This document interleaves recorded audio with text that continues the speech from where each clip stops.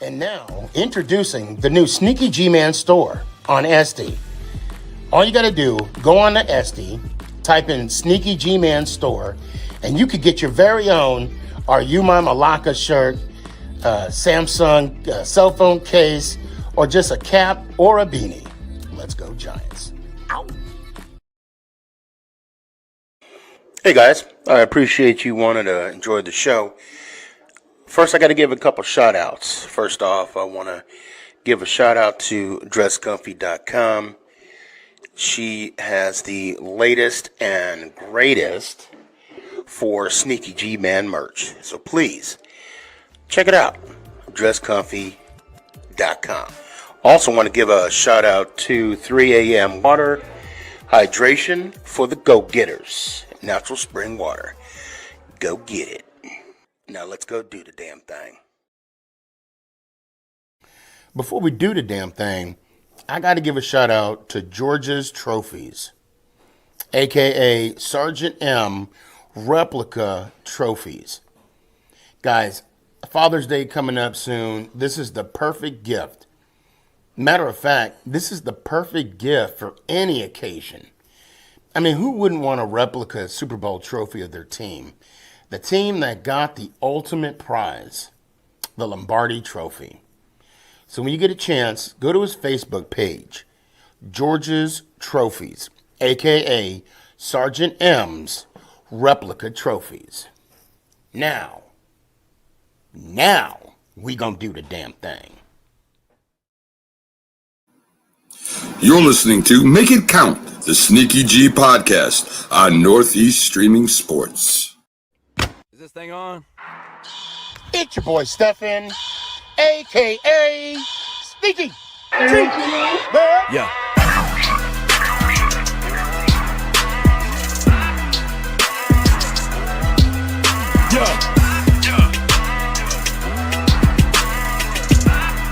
Lyrical assassin. Let's go, Giants! Ow! What's going on, everybody?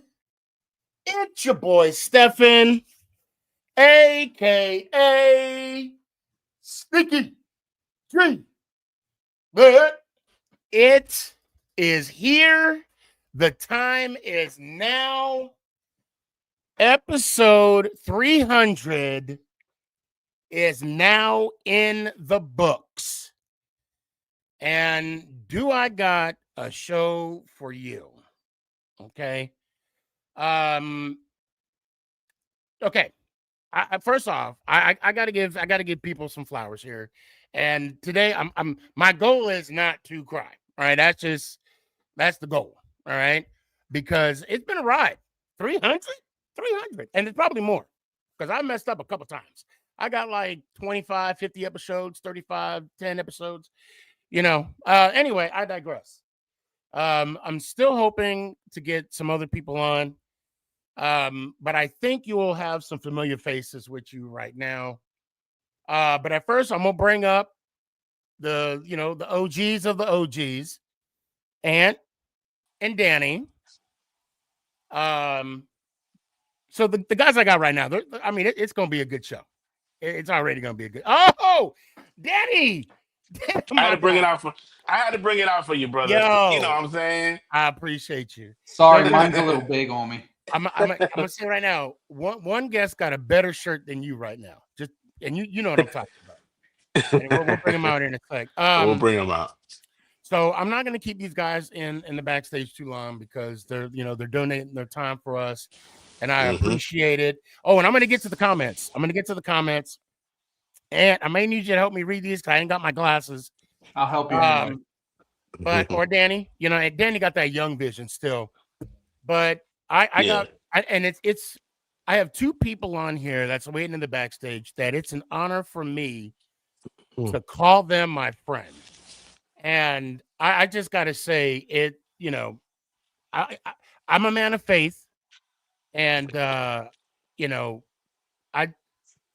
is good.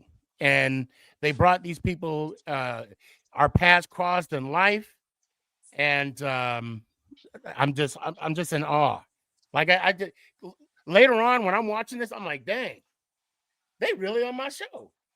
They really on my. So that being said, And that's just us, right? I got to, yeah, of course. Yeah. I mean, yeah, of course. Just YouTube. Yeah. You guys know him as a famous YouTuber, EA Sports, Madden, all-time great. I'm saying it. I'll say it. He's also a professional football player. He plays in the Indoor Football League, formerly of the Frisco Fighters, now of the Tulsa Oilers. Y'all know him, like I said, as a gamer, as a YouTuber. I know him as my friend Eli Mack. What's going on, There you man? go. What's up, man? Hey. Hey, you know I had to represent, man. Come on now. That's what I'm talking about. Don't That's what I'm talk about, talking baby. about. And All day. I just got a text. We got one more guest coming on. Can't wait. But I don't want to hold this guy up that we got in the backstage. I'm going to say this. I wanted to be him. Damn. I wanted to be this guy. But I was trash at defense. If y'all heard this, if y'all watched the show last week, y'all know what I was talking about. But and you know what? I'm not gonna hold him up, but I do have to hold him up for 1 second because I got to show you this right here. Hostetler continues to loosen up behind the Giant bench. Here's Montana, long time in the pocket, but chased out, finally hit from behind. The ball's loose, and turnover maybe. I bring to the stage today Still give my me the friend, heebie-jeebies. my Damn, that friend, boy monster, dog. 83 Yeah, dog. sacks total. 83 sacks. Dang. Wore number 70, 2 Super Bowls. Dang. Number 26 all time with the New York Football Giants. Top 100. I think it was Rob. That's just my opinion. What else am I? Ring of Honor inductee class of 2022. I think Big help from you. Well, all of us. Now we got to get into Canton, ladies and gentlemen. Number 70 himself, Leonard Marshall. Hey, Yeah. what's up, fellas? What's up, man? Good to be here, guys. Good to be with y'all, man. Sir. Yes, Good sir. to be with y'all. 300 episodes, Steph. Can you believe this? Man, I can't. Man, Yeah, it's crazy. this was an idea. An idea that came in to show you, perseverance overcomes all of the bullshit, right? Yes, sir. That's a Yes, fact. sir. All of it. Just being consistent. Yeah, Just and being present.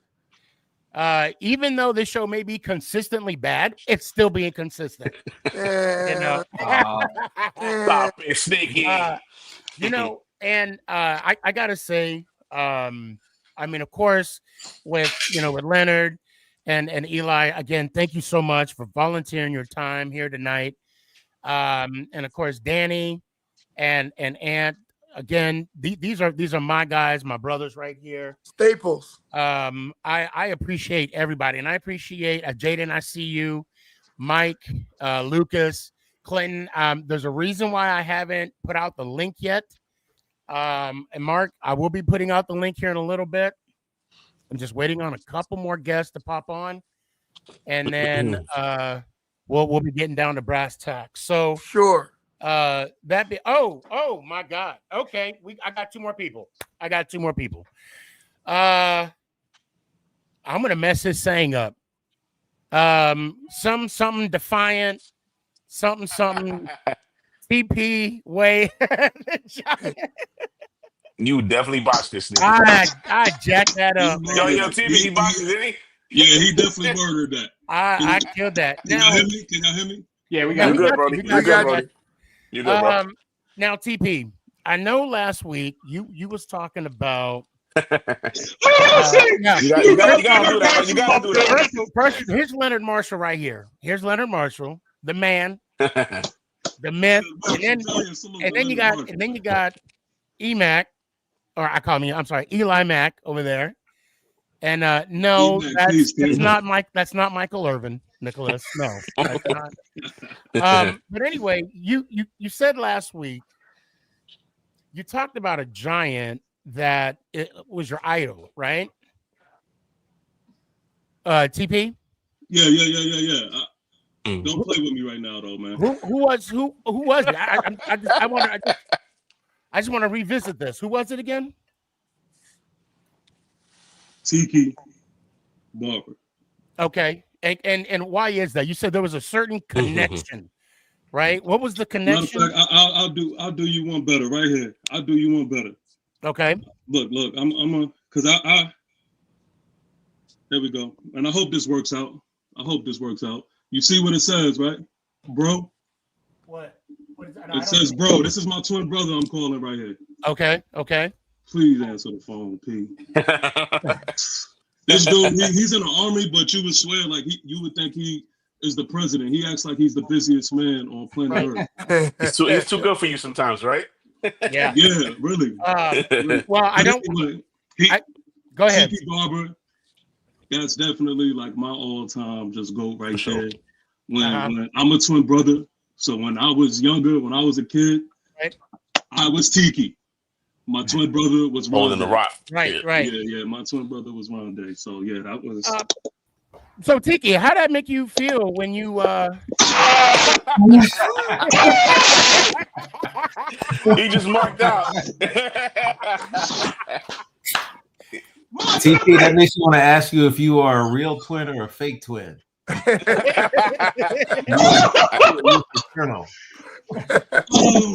What's up, Tiki? The other man. What's up, Tiki? Look who's on the screen right here. Look at that. Tiki Barber. Hey, no, hold on. Don't disrespect the guy next to you, though, TP. Who's the guy next to you? Leonard. That's another legend right there. What up, T? What up, brother? What's going on, brother? All right. Man, bro. Oh yeah. Oh no. I can't hear you because the headphones. But can you validate? Am I a real twin? Just so they know, there's no speculation. This is real. Oh man! And of You course, got both of us. This is real. and of course you got Eli Mack, one of the greatest YouTubers out there, all time Madden. Great. I'm gonna say it. I appreciate you, bro. Real talk. EA Sports representative. But I want to get. You know what? I want to get to brass tacks here. All right. Let's get to the nitty gritty. Scared to it. We are all Giant fans here. We love the Giants. We eat, sleep, breathe. How do we feel about this year? I'm just gonna start it off with that. Who do you want to start? Wow! Don't everybody answer at once. Who you want to start? All right. You know what? Well, Leonard, you know what? please set us off, Leonard. Go ahead. Okay. Go ahead, Leonard. I can honestly tell you, I'm gonna talk on my side of the ball a little bit. And Tiki will appreciate this because any offensive player will tell you that it begins with the big guys up front. No doubt. I am so happy that we have 7 people that will give their ass fits in Philadelphia. We got 7 defensive linemen and linebackers that can play this year. And if we figure out how to get those 7 guys on the field, we're going to be something to be dealt with come December. If we can figure that out come December, and Tiki knows what I'm talking about, hey, we're going to be something special to deal with. This is another hater. I owe you an apology. I read that completely wrong. Another hater. He's a I don't know if he's confused. He doesn't know if he's a Redskins fan, the football fan, or a Commanders fan. He's one of them. Who's hating? Who are you talking about? Clearly he has no. I mean, and it's Nico, guys. We know who we hooping is. Okay. You just say no to crack. All right. Just say no to crack. Rogaine works. I'm gonna be honest right now. I want to say this that I really like Joe Shane's draft this year. Last year, I think he came out of his shell a little bit. He got some diamond in the roughs with what was it? Oh my God, my mind's blank. The defensive backs. Tyler Nubin, and yes, Yeah. and of course Phillips. Yeah. And I mean, of course, we could say about Neighbors and also our running back, right? Tracy. Right. Tracy. Right. So I think this year, you know, with Russ, I think it's going to be a whole new different. And then of course Evan Neal. Now, Tiki, how do you feel about the move that Evan Neal went from tackle to right guard? I mean, it's about time. Mm-hmm. Thank you. Yes. He wasn't going to play at tackle. I don't know if it's a skill thing or if it's a want-to thing. Leonard knows this because he was one of the greats. You got to want to be great. Yep. Right? You got to know that you're great. And it doesn't matter what anybody says to you. You know you're going to figure it out. Andrew Thomas struggled early in his career too, but everybody there knew that he wanted to be great. And so I think this is a kick in the ass for Evan Neal. And it's basically his last chance, right? He's in his fourth year. They didn't pick up his fifth-year option. Right. He got to go do it this year. It's do or die. Do or die, or go someplace else, right? Yep. And so I think moving him to guard exclusively and just focusing on that, I think more importantly, just being healthy, it's a good thing. Now, he's going to compete with Greg Van Roten, probably for right guard, because I think John Runyon is locked in at left guard. But I think just giving him a focus is important, right? So be great at this. You're not going to play tackle. Be great at this. And so I think the few chances he had, at guard last year, he really proved that he's better as a run guard. Like he can't. The guys nowadays are so fast coming off that edge. They're just beating him every time. And for him to play guard is probably the best move he's going to make. Yeah. Part of it was coaching too, though, because there were moments where he was just lost. He looked lost in the game, Tiki. He looked lost in the game. Yeah, he looked lost in the game. Right, and he didn't know where he was supposed to be or what he was supposed to be doing. And to me, that's coaching, right? If you're gonna fuck up, do it planting somebody. You know what I mean? Full speed. Yeah. Don't stand around doing nothing. And so playing guard, as Leonard knows, because he was inside sometimes, it's easier, but sometimes harder because you get these big ass D tackles. And you got to handle a lot of weight. I mean, D tackles over 320 these days. Yeah, so it's a different world out there. I hate to ask this, but X and Billy, can you guys get out of the backstage real quick and come back in a little bit? I just want to bring on a few Giant fans. Although the two that I see that's in here that are not just hanging there real quick. By the way, congratulations. This is 300. Yes, sir. 300. Yes, sir. SneakyG, 300. Yes, sir. 300. Thank you. I just want to tell y'all right now, the fact that I got, Eli Mack, Leonard Marshall, Tiki Barber, and all I had to do was have a podcast. I should have done this when I was like 3 years old. Crap.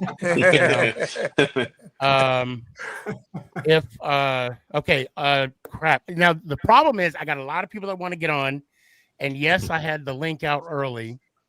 I see you, TP. Yeah. Hey, real quick, can y'all hear representing? Real quick, that dude.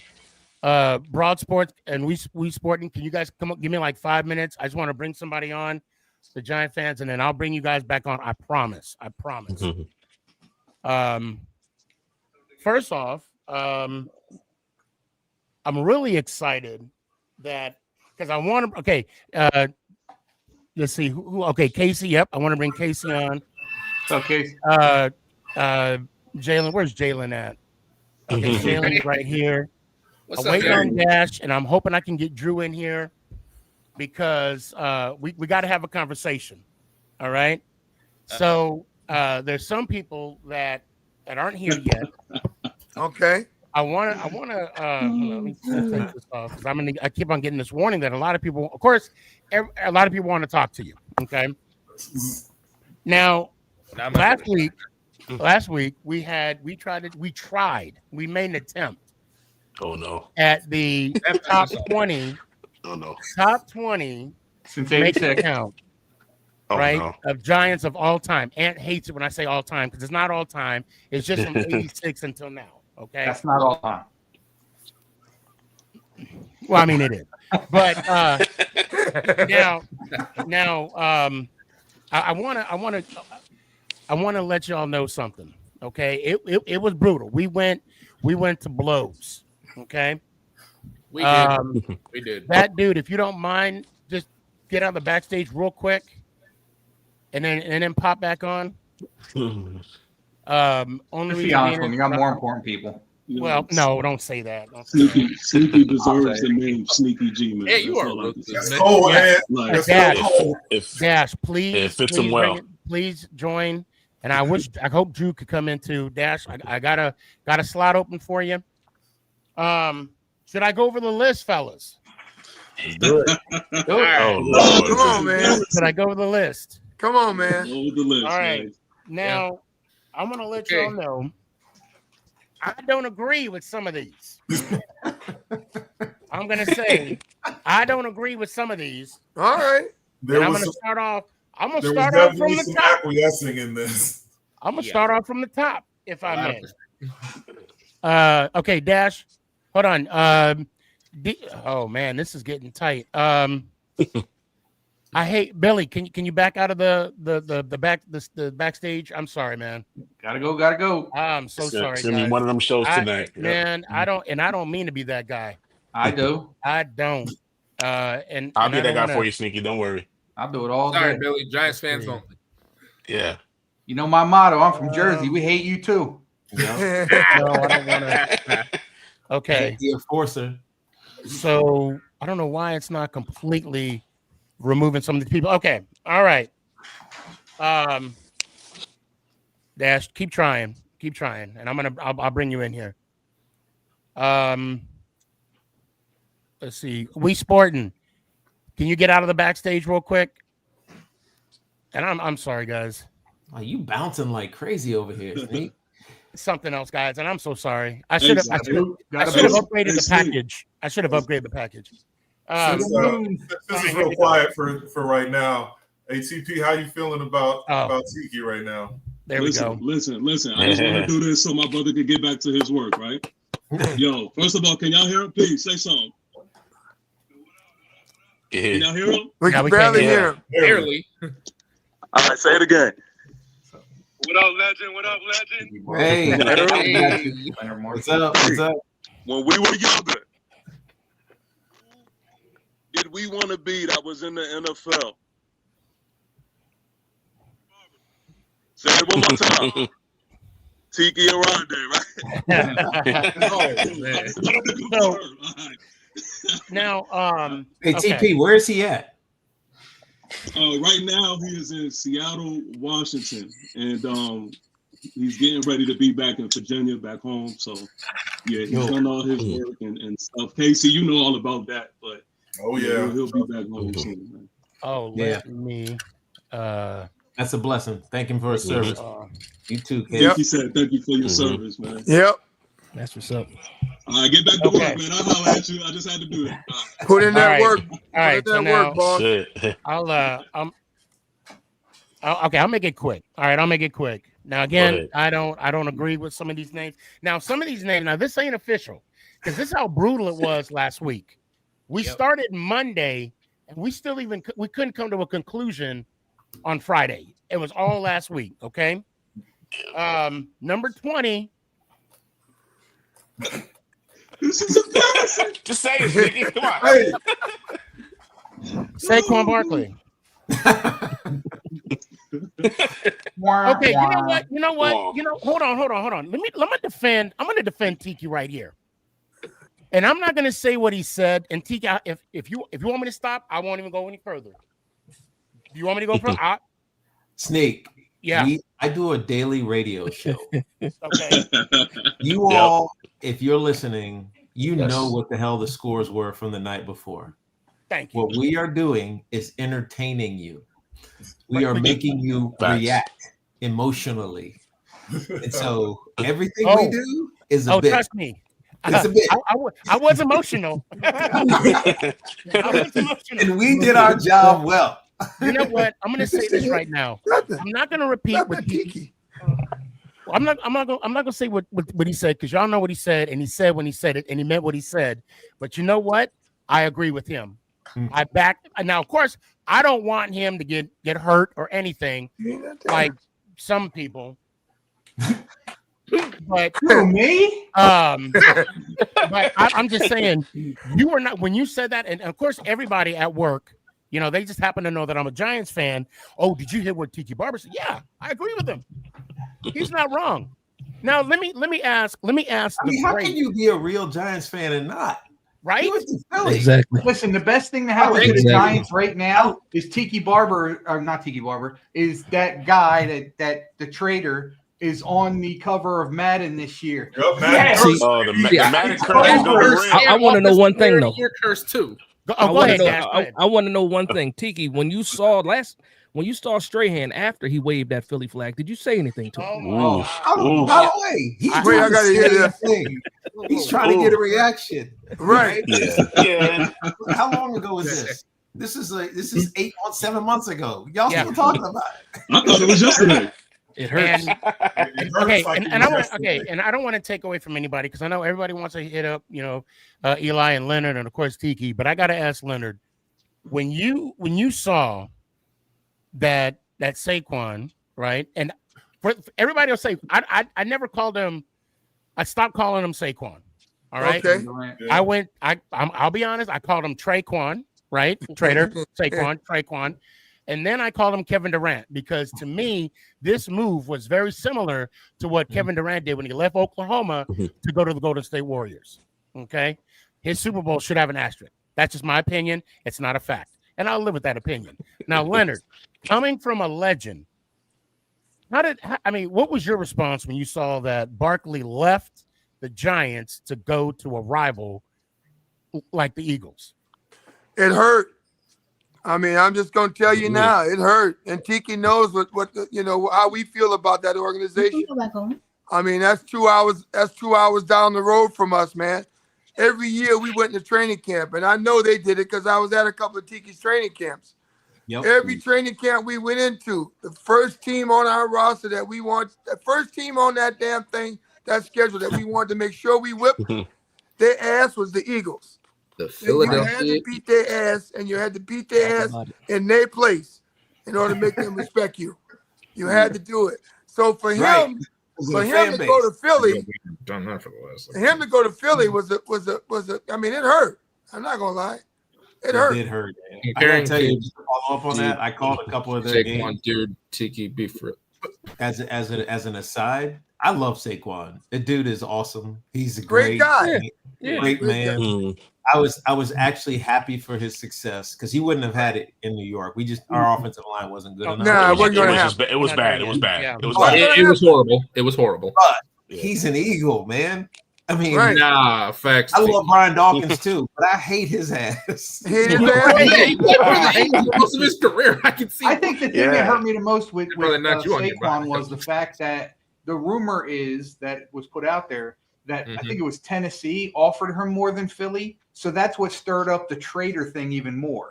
Yeah. Well, I mean, all right, not to defend the guy, but would you really have wanted to play for the Tennessee Titans in the state that they're in? I'm just saying.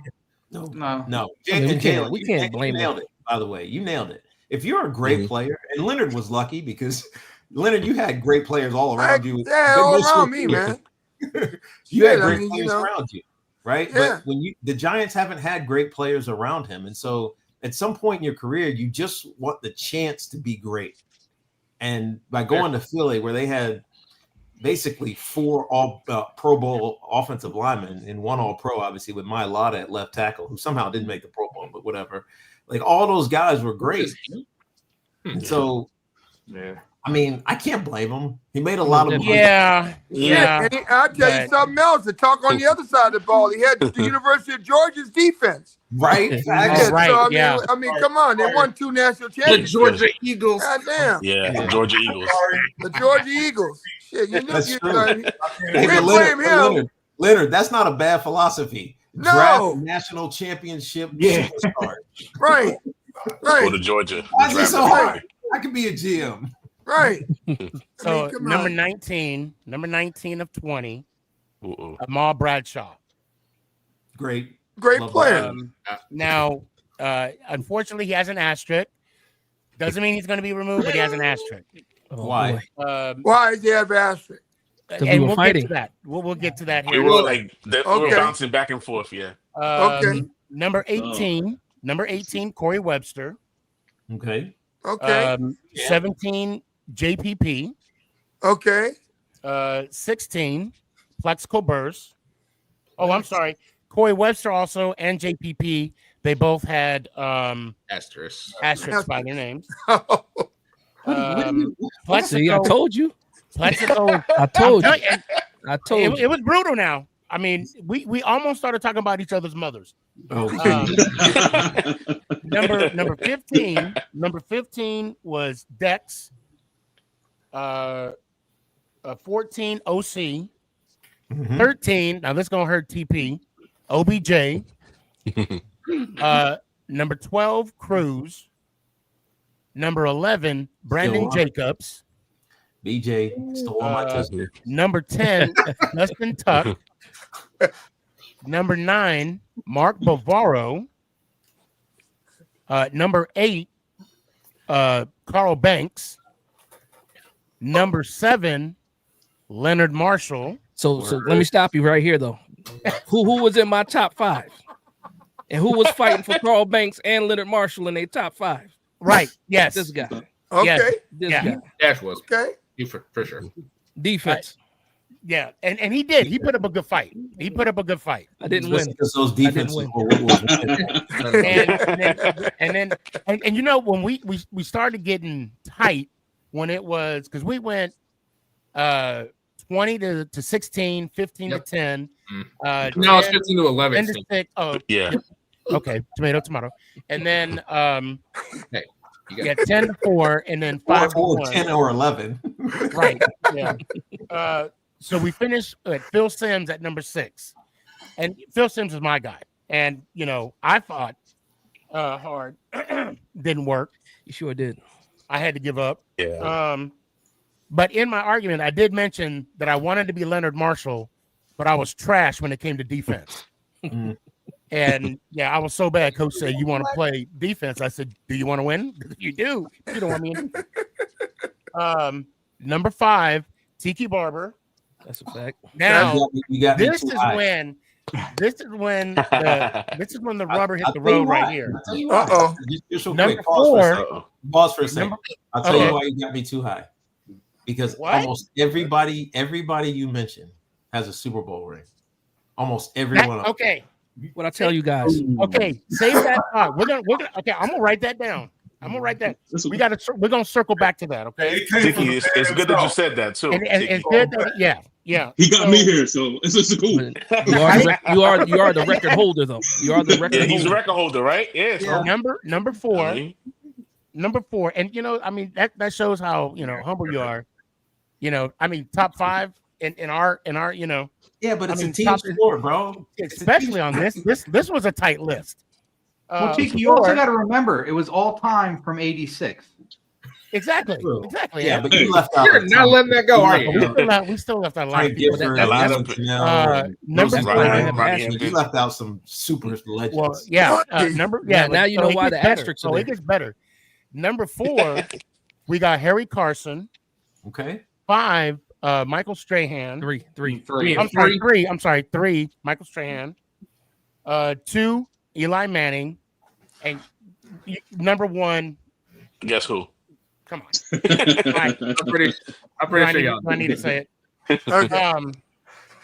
So now let's get back to what you. Okay, LT Lawrence Taylor. I mean, that goes out. I'm just joking. I know. So I'm a type of fan that I believe that rings do matter, right? Tiki, you know, we had this conversation, right? Right. And I know you didn't win one, right? And of course, you know that's not no shade because that hurts me saying that. But at the same time, it was the impact that you put on the team. And the same thing goes for Leonard and Carl Banks. It's the impact. But at the same time, yeah, Super Bowls do carry weight. But we looked at your impact and your resume, if you will. I can tell you this: I would have taken 21 on my team in 1986 and 90 before the two guys I had. I can tell you that for sure. You had some good ones though. Yeah, I did. But OJ was the man. Yeah, you would have had a ring if Jason Seahorn would have tied his pants tighter. Hold on. That was good. That was good. But hold on. That was not Seahorn's fault. I know. That was Sean Williams' fault. Right? Yeah, I know. Well, you got to tell the story now, Tiki. Right. So Jason Seahorn. So we were playing a lot of man coverage in that regard, and so everybody thought that Seahorn was playing man coverage, but he wasn't. It was really cover two. He was the flat of the whole defender right there. Right. And Sean Williams bought on the play fake and was down like linebacker level. And Jason sees it. It's like, oh crap. I mean, because he just ran through. He just ran a through route. Just ran straight through everybody. And Seahorn saw it and tried to chase him, but he just couldn't catch him. And couldn't catch you. But you know how the DBs were back in the day. They like to look cute, so they don't wear they barely have their pants buckled. Well, especially Jason, proposing to his wife on TV. Come on, man. Man, I was at that game in Tampa, man. I was mad as hell too. Yeah. God damn, was I mad. Especially when Armstead's TD interception came back. Right. That was the BS call if I ever saw one. Right. Yeah, that hurt. Defensive holding. I want everybody to have a moment with Eli Mack and of course Tiki and Leonard. And I'm just gonna go random. TP. Go ahead and ask. I guess Tiki, Leonard, and Emac. He's still blushing. I'm not even gonna lie to you. Are you off of cloud 9 right now, or? I'm just getting off of it, to be honest with you. Like, more than half of this conversation, I'm just sitting here like, yo, Tiki Barber. But okay, all right. Randomized question. Just a random question, or according to this list? Can I talk about this list? I mean, whatever you want to talk about. Okay, I'll start here because this was one of the things that we almost thought about. It was a nice little debate. I do want to hear from my man Eli Mack, and then we'll go to Leonard Marshall. And then we'll have Tiki finish it off, right? And I just want to know, if we were building a top 20 list like we're doing, if you were to rank your receivers, would you have Odell above Victor Cruz? Or would you have Victor Cruz above Odell? So now, do you want to give the full story, though? Do you want to... Yeah. Okay. Now, here we go. Well, okay. Go ahead, Eli. All right. Honestly, man, I would go with Victor Cruz over OBJ. My man. I like OBJ though for sure. Obviously, he's a legend. I mean, I had my hair like him for when I was a kid. You know what I'm saying? He was definitely more like I gotta see pictures and things like that. But I think Victor Cruz, man, it was just something about him, dog. It was different. And then, Odell, I feel like that catch really propelled him to a different level, which it should have, obviously. And he is a great receiver. But I think Victor Cruz is still known as a New York Giants great without necessarily having the catch moment. It's just what he was doing in each game. You know what I'm saying? I think he was almost always stepping up and making things happen for us. Odell was too, but I feel like that catch was really that's his thing, if that makes sense. It's kind of like when someone has a hit song and it's maybe they don't have a ton of hits, but they got that one hit, and it's he's still a great artist, but you know what I'm saying? I don't know if that makes sense. Quick little point. Victor Cruz. It made sense. Don't think it didn't make sense. It made sense. There was a couple signature plays from Victor Cruz, though, that 99-yard reception for a touchdown. Absolutely. Remember that one. Absolutely. Splitting the defenders down the sideline. Absolutely. But you want to know the thing, I hear people mention that all the time, right? But to be honest with you, I'm not going to sit here and try to lie just to push my point. I do think about the catch when I think about Odell. I'm not going to sit here and act like I don't. Who doesn't? I think we all do. That's not something I don't look at it as a big of a play, I guess, as others seem to do. Because apparently, and even Odell actually, he just talked about this not too long ago. Like, to me, when I think about Odell, I think about Odell being a superstar in the time that we've had him. And like the catch was more like a cherry on top, but it doesn't even begin to tell the full story of Odell, in my opinion.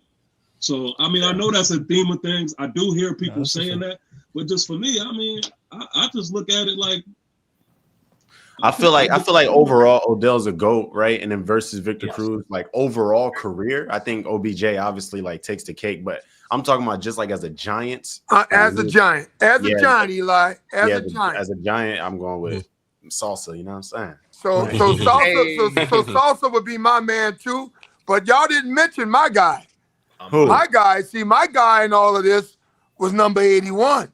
Amani Toomer. Amani Toomer. That's why we have the asterisk, so Tiki. That was my guy. So when I played for the Giants, we had midget receivers. You know, we had Phil McConkey 5'2", Lionel Manuel 5'4", Bobby Johnson 5'5", Stacey Robinson 5'6", Stevie Baker 5'7". You know, we had midgets. You know, I would come to Bill Parcells and say, "Get me a receiver that looks like Terry Williams, that's 6 foot tall, and that somebody Phil Simms could throw to." We didn't have that, but when I saw Amani Toomer play with Tiki, and Amani Toomer get on the field and do what he did, man, I was like, why couldn't we get one of them when I played? Right, and he wasn't the fastest. He was just he could put his elbows together, like he could touch with his pads on. He could like touch his elbows together, and he barely caught with his hands, but he caught every damn thing. Every damn thing he was thrown to. I even told him when I first met him, I said, Armani, you are the best receiver I ever seen wear 81 in my lifetime of watching Giant football. Right, and he never made a Pro Bowl. Ever. No, I'm trying to figure that out, Tiki. Makes no damn sense. Most underrated wide receiver, not only in Giants but NFL history. Yeah. I want to confess something, and I to this day, people ask me. Matter of fact, I want everybody, those that know, I want you to answer this question for me. When people ask me what our record is going to be next year, what do I say? 17-0. Okay. There's a reason why. There's two reasons. One, I don't want to put any negative juju out there, right? You know, because we have 17 opportunities. But the one time that I don't want to say I doubted the Giants, but I just wasn't feeling it, was when the Giants proved me wrong. And after that, I will always believe that if we go into a game, we're going to win. And that was in 1998 when the Broncos were undefeated and they came into MetLife and Kent Graham threw that winning touchdown pass to Amani Toomer. That's right. And I will never. I was in Hunter Army Airfield in Georgia. And yes, I just got out of the field and I wanted to hurry up and get home. I got in trouble too because we had 72-hour recall, but I'm like, no, I got to watch the Giants. But we might lose, but that was the one game that I was like, I don't know about that. Never again. Even when we played against the Patriots. You're a real fan. That's the thing about Amani that I love so much about him is like he was like to me with the Giants, he was like Scottie Pippen was to the Bulls, to that Bulls team. Yes. He was the silent assassin. Whenever you needed that first down, Amani was there. Whenever you needed that touchdown that nobody else could get open for, Amani was there. He was there for every single thing you needed. That toe tap he had, was it against Green Bay? Yeah. Yes. Oh my God. That was one of the best catches I ever saw. Right. Well, I do want to say this. I do want to say this because, when you don't have Amani Toomer on this list, I ain't going to lie to you. It's a little embarrassing, right? So I just want to. No, that's why we had the asterisks. I mean, he's the only time. And I just want to confirm. Now, there was. Go ahead, Sneak. No, and I'm sorry. I'm so sorry to cut you off, TP. But I had to let this be known, and because Dash is my guy. He said, and I'm gonna quote you, Dash, and let me know if I'm wrong. He said, if Amani Toomer is not on this list, Barkley got to go so we could put Amani Toomer on this list. He did say that. Yes. I'm gonna tell you right now. You won't get a lot of pushback. No, we won't. No, not. I'm surprised. Not for me. I'm not gonna get my feelings. Well, you know what? It brings up a good question, a good point regarding the question TP asked and and how Eli answered this. Victor Cruz takes the cake because he was a giant and always will be a giant. Yeah. Whereas OBJ, who I loved, I think he was a lot misunderstood, but I think he was misunderstood on purpose. Like I think he wanted to be misunderstood, and he wanted to be elsewhere. That's what I love about him. Well, not even that. He wanted the drama, and that's not what. I mean, Leonard knows he fed off of it. He fed off of it a little bit. The character that the Maras and the Tishes demand wasn't there with him all the time. Nah, that's not a knock on him. It's just like Giants do their job. Don't say shit about it. They don't boast and brag about it. They just do their job. They just do your job, right? And Vic was that. Amani was that. Leonard was that. I tried to be that. You were that. You right? were that. Eli was that. I mean, at the end with Coughlin, I got a little bit wordy, but that's all good. But I feel like Victor Cruz is the example of what a great Giant is supposed to be. No, well, let me say. I gotta clap that up. I gotta clap that up. All right. I gotta clap that up. Dash, go ahead. Ask our special guest some questions. I mean, well, I'll say this. I have a fun fact. The last jersey I ever bought was a Tiki Barber jersey back in 2004. I'll say that. I stopped buying jerseys. Leonard Marshall. I'll just give up some history. That's Marshall. when they hit $250, Dash. Listen, early 2000s. Well, anyway. Cash checker money order. And then right. That's funny. And then for Leonard Marshall, and I told this story to the guys last week. In 4th grade, my school had a field trip to Giant Stadium. I was at the locker room. First player I ever met in my life was Carl Banks. Again, 4th grade. I'm assuming Leonard Marshall was there too because it was practice, and I don't think he missed any practices. But that was a dope thing, and that's one thing that solidified me as a Giants fan too in 4th grade. And then Eli Mack, man, what's going on, man? I love to see you here, man. What's up, bro? We gotta have you here more often, man. We gotta have you. Sir. And that's it. I'm gonna share something. I didn't have any questions. If I have something later, maybe. But just want to show some love and support to you guys, man. And thank you guys for all the great Giants memories too. So you're welcome. That's it. You're welcome. That's it. And then one more thing, because my son said, "Who's Leonard Marshall?" Oh no! I said as soon as I get out of this live, right, I'm going to play some replays. I said that's the man that sent Joe Montana to Kansas City, and I said, yeah. Facts. That's facts. Now, Facts. Yeah. Jalen, Tiki, Eli Mack, Leonard Marshall, all yours. What you got? Okay. Well, Tiki, my question is, how does it feel knowing that you are our all-time leading rusher, and it seems like no one's come close to breaking your records yet? I mean, it's actually a little bit a sad indictment on the running back world that we live in. Because, I mean, I thought that Saquon had a chance at it, but the contracts are what the issue is. Well, there's two issues. One, guys don't stay in one place long enough anymore, and then two, it's the contracts, right? Because guys want to, right? They want to get paid, but if you already have paid your quarterback, then or a D line, an edge rusher or whoever. In our case, it's Sexy Dexy or what you just can't pay your running backs, and so you're just never going to be able to stay long enough in one place. I mean, the greatest running back we've seen over the last couple, like last decade was Christian McCaffrey, and he's been on 2 teams already and barely played. So, right, it's just I think it's going to be a hard milestone to get to unless someone just stays healthy and takes less money. To be honest with you, and who the hell is going to do that? Yeah, true. So I'm proud of it, only because I had longevity in one place. That's really what it comes down to. True. You got a question for Leonard Marshall? Actually, yeah. How did it feel to send Joe Montana back in and to say, "All right, I'm out of here. I'm going to Kansas"?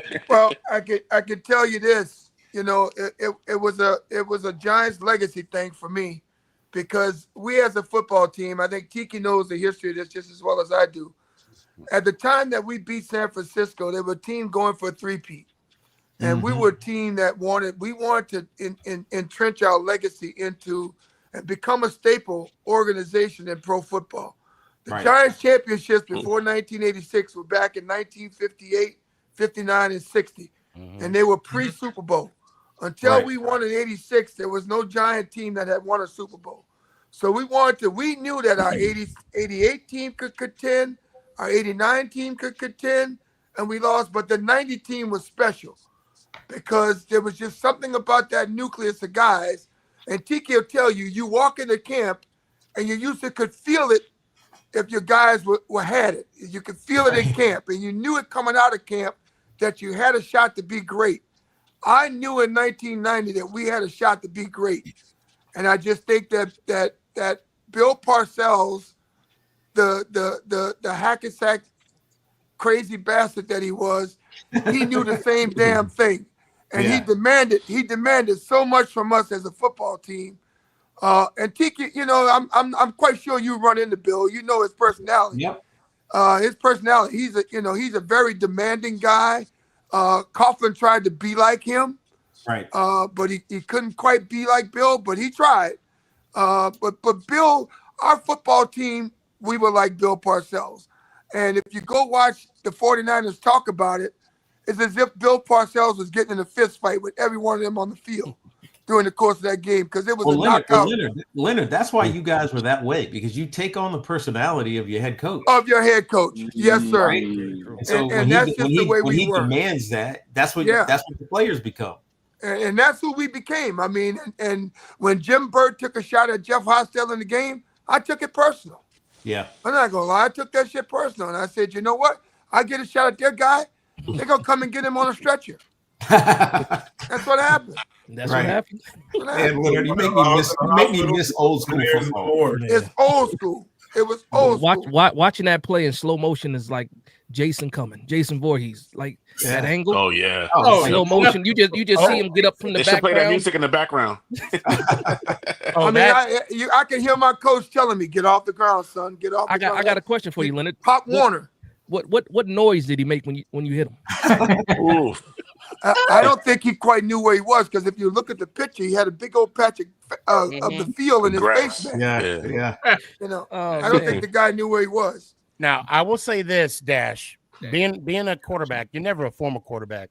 Being a quarterback like myself, oh boy, you can hear it before it comes. And it's like a, and then that's it. And then you on the ground, you're looking up. No way you heard that coming. Oh no. No, that was quick. You know what? Matter of fact, hold on, I had it right here when I introduced Leonard. I'm gonna bring it up real quick. Leonard would help lead the Giants back to championship glory with this devastating hit on Joe Montana in the 1990 championship game. Ouch. Oh, he said, "Damn, boy." He said, "His left guard need to be fined for not saying look out." Right. You know what's funny? I could tell you what he was thinking. He's like, "Great, I got past Lawrence." Oh! Yep. You know what's funny? That sounds mad accurate. When you watch these games, like, to me, the entertainment is another just layer of entertainment. Just sitting back, just saying, okay, if this happened in today's game, they would lock Leonard Marshall up. Right. Please stop. You're taking away my question. Oh. Jalen, you got something for Eli? Actually, yeah, I do. Not a question, but I just wanted to say I like the helmets that you got in your background, man. That's dope. Thank you, brother. I appreciate you, man. Yes, sir. Is that Bengals, Eli? Man, I got all these. So these are all signed, man. Oh, get out. Oh, that's what's up, brother. So I was actually, let me show y'all something cool. 1 second, I'll be right back. Y'all can chop it up for like 5 seconds. Yeah, go ahead. Jaden Daniels back there. No, I'm still pissed off with my guy. Oh, that's Reggie Bush. That's Reggie Bush. Yeah. That's Reggie Bush. We got to work on that. Yeah, we got to work on that, Ant. Yeah, I was a little pissed off about that. Me too. The argument was number 11, and he didn't even end up on the list. I was a little aggravated by that. Shockey was let off. Yeah, that upset me. Well, we got to get him. Okay, what is that, Eli? So Eli Manning signed this for me the other day. Ooh, that's what's up. Yeah, and then I also had him sign this ball right That's here what's up as well. Nice. That's there you go. And then we got Saquon Barkley, Stephon Diggs, Michael Vick.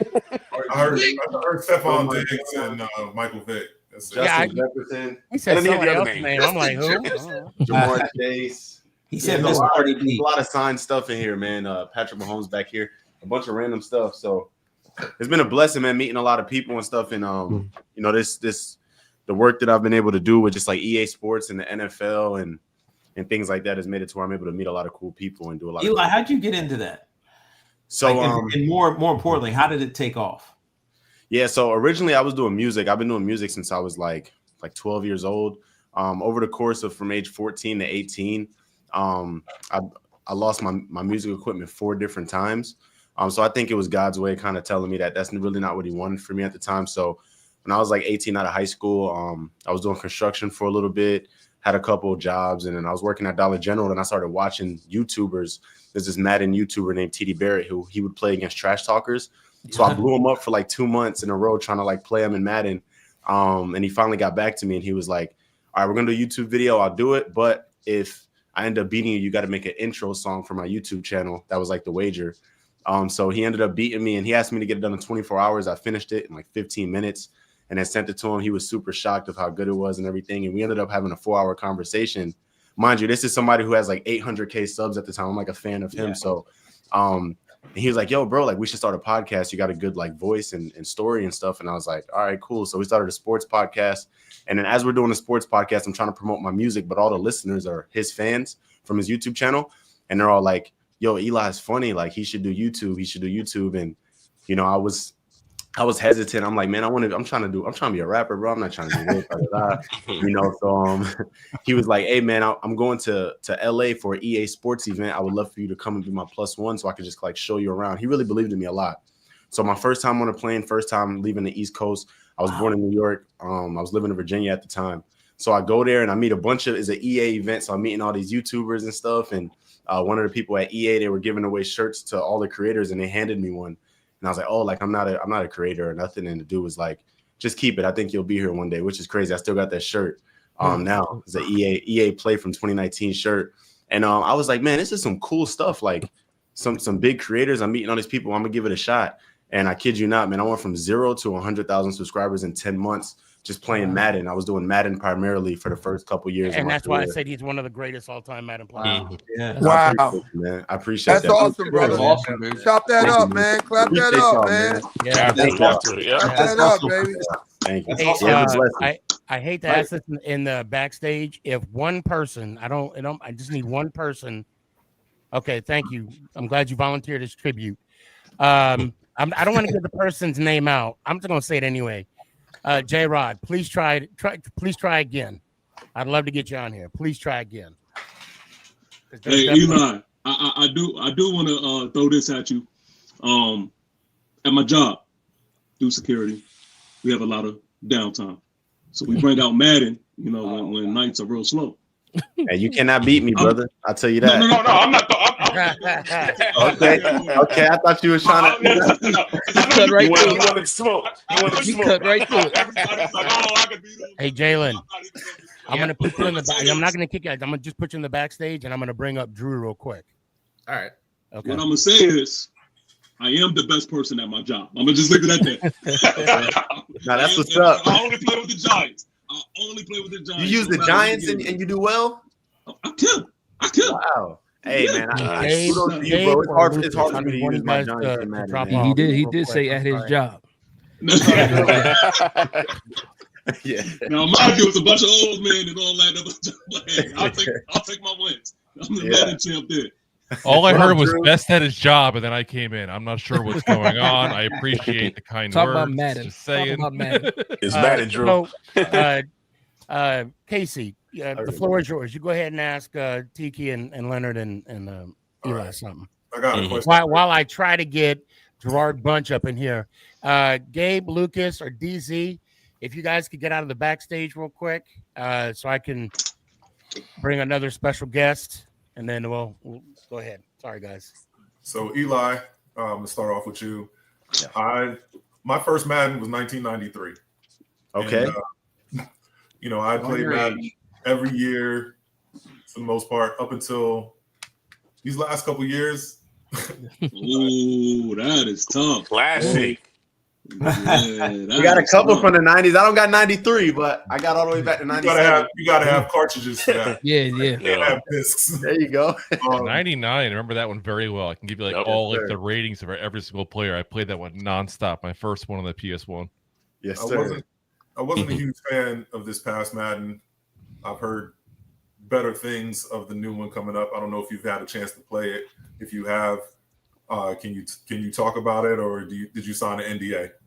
Yeah, so I did play it. I was there a few days ago. I got to play both for the new games. Yeah, I can't really speak on it, but what I can say is, in my opinion, definitely fire.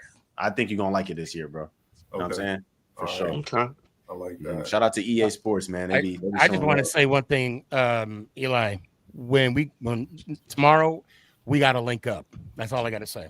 All right, bet. Why you say that? It's G14 classified. Hold on, Drew. Did you send me a screenshot of something? No. Someone sent me. Who sent me a screenshot of something? Oh yeah, I put a screenshot in there because we were talking about the Odell Beckham and the Victor Cruz. So I just wanted to look up the stats from their Giants, tenures. And it turns out OBJ actually, even with less games played, had more touchdowns, receptions, and receiving yards. So, Odell was the man.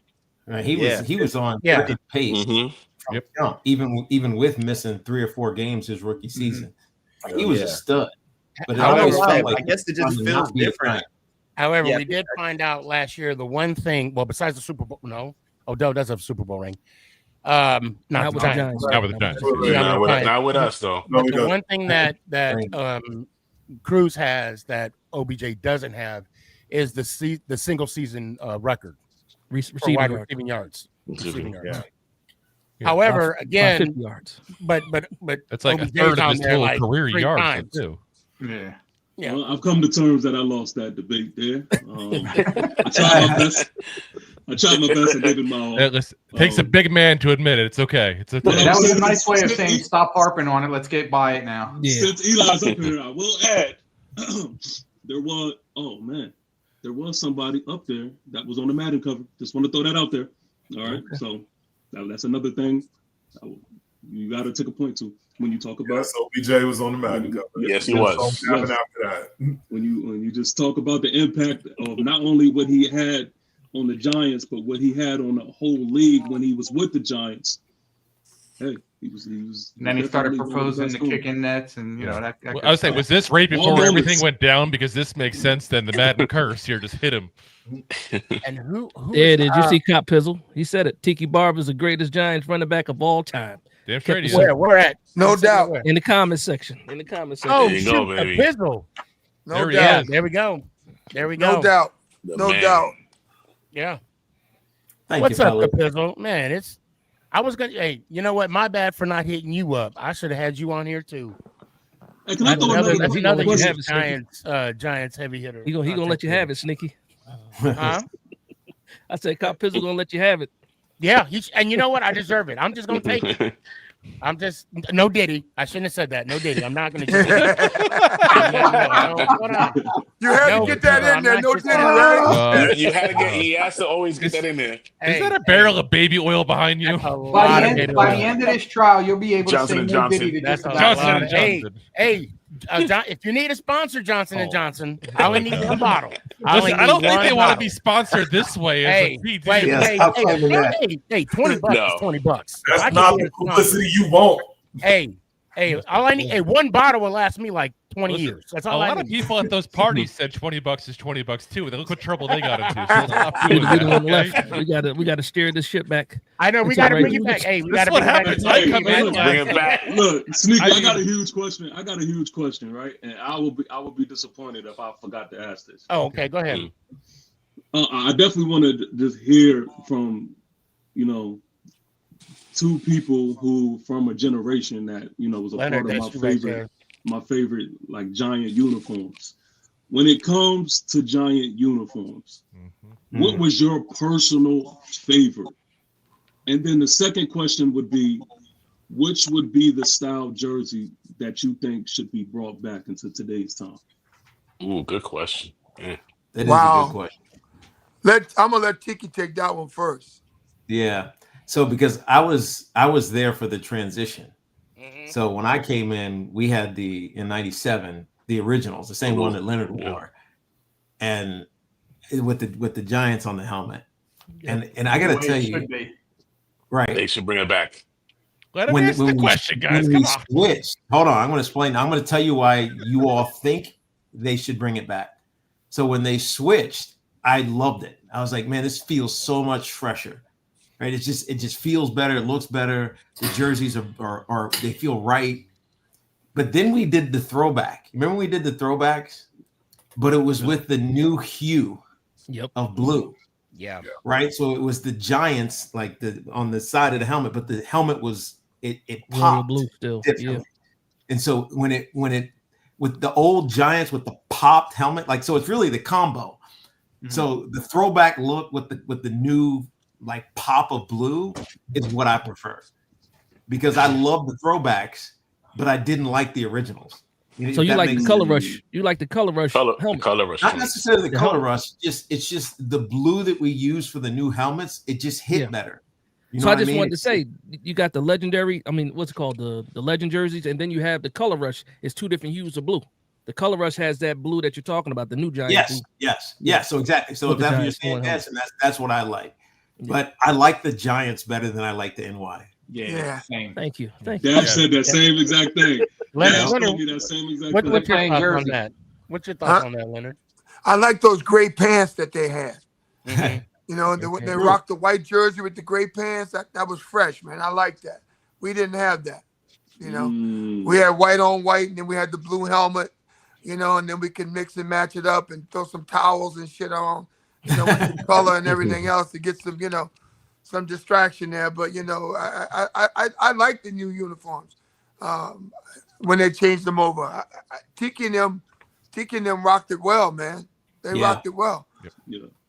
So I got a question from one of our standing friends. She always answers in the comments, and I got to bring her in. Every week she shows me love. Every week. She shows this shows Tanya. Tanya. I would say this is my girl, but that might sound a little, mama boss. I don't sound right. Mama boss don't dig that. No. That's my home girl. I say that's my home girl, right? There you go. Who wants to read it? I don't have my glasses with me. I got you. All right, go ahead, man. Tanya says, how do they feel about the recent draft picks? We have been rebuilding for so long. It would be great to be excited to watch Giants football again. I know these are different eras and styles of play, but do those picks potentially remind them of anyone they played with before, or had the opportunity to play with? I'm trying to. By the way, I love the draft picks just because they all feel like football players, right? They don't feel like, I don't know, divas. They feel like guys who just want to get dirty, get hurt, rub some dirt on it type of dude. Right. That's what you need, right? And but I mean, maybe Jackson Dart's gonna have a little bit of cockiness to him, but everybody else feels humble and like, just put me to work. I think part of the reason, and I always say this, Leonard, I don't know if you were this way when you got older, but I hated rookies. Because rookies were just like happy to be there. You know what I mean? Like, oh my God, don't be happy to be here. Be happy to make my team. This is my team. Be happy to make my team. Show me why you want to be here. Show me why you want to be here. And keep us all from getting fired. That's right. Because if you suck and you got to play, we all getting fired. That's right. You guys bring up a good point. Leonard, when you came in, what was the one player you were like, oh my God, I'm actually playing with you? Like, what was the one player on the Giants you were just like that, oh my God moment? I'm going to be brutally honest with you. It wasn't Lawrence Taylor. He's around the same age too. Yeah. It wasn't Lawrence Taylor. I mean, when I got here, Lawrence was drafted in 81. I came 83. The player on the field that tickled me the most because he was very athletic was Brad Van Pelt. Oh, wow. Yes. Okay. The second best player I think we had on our team at that time was a running back named Rob Carpenter.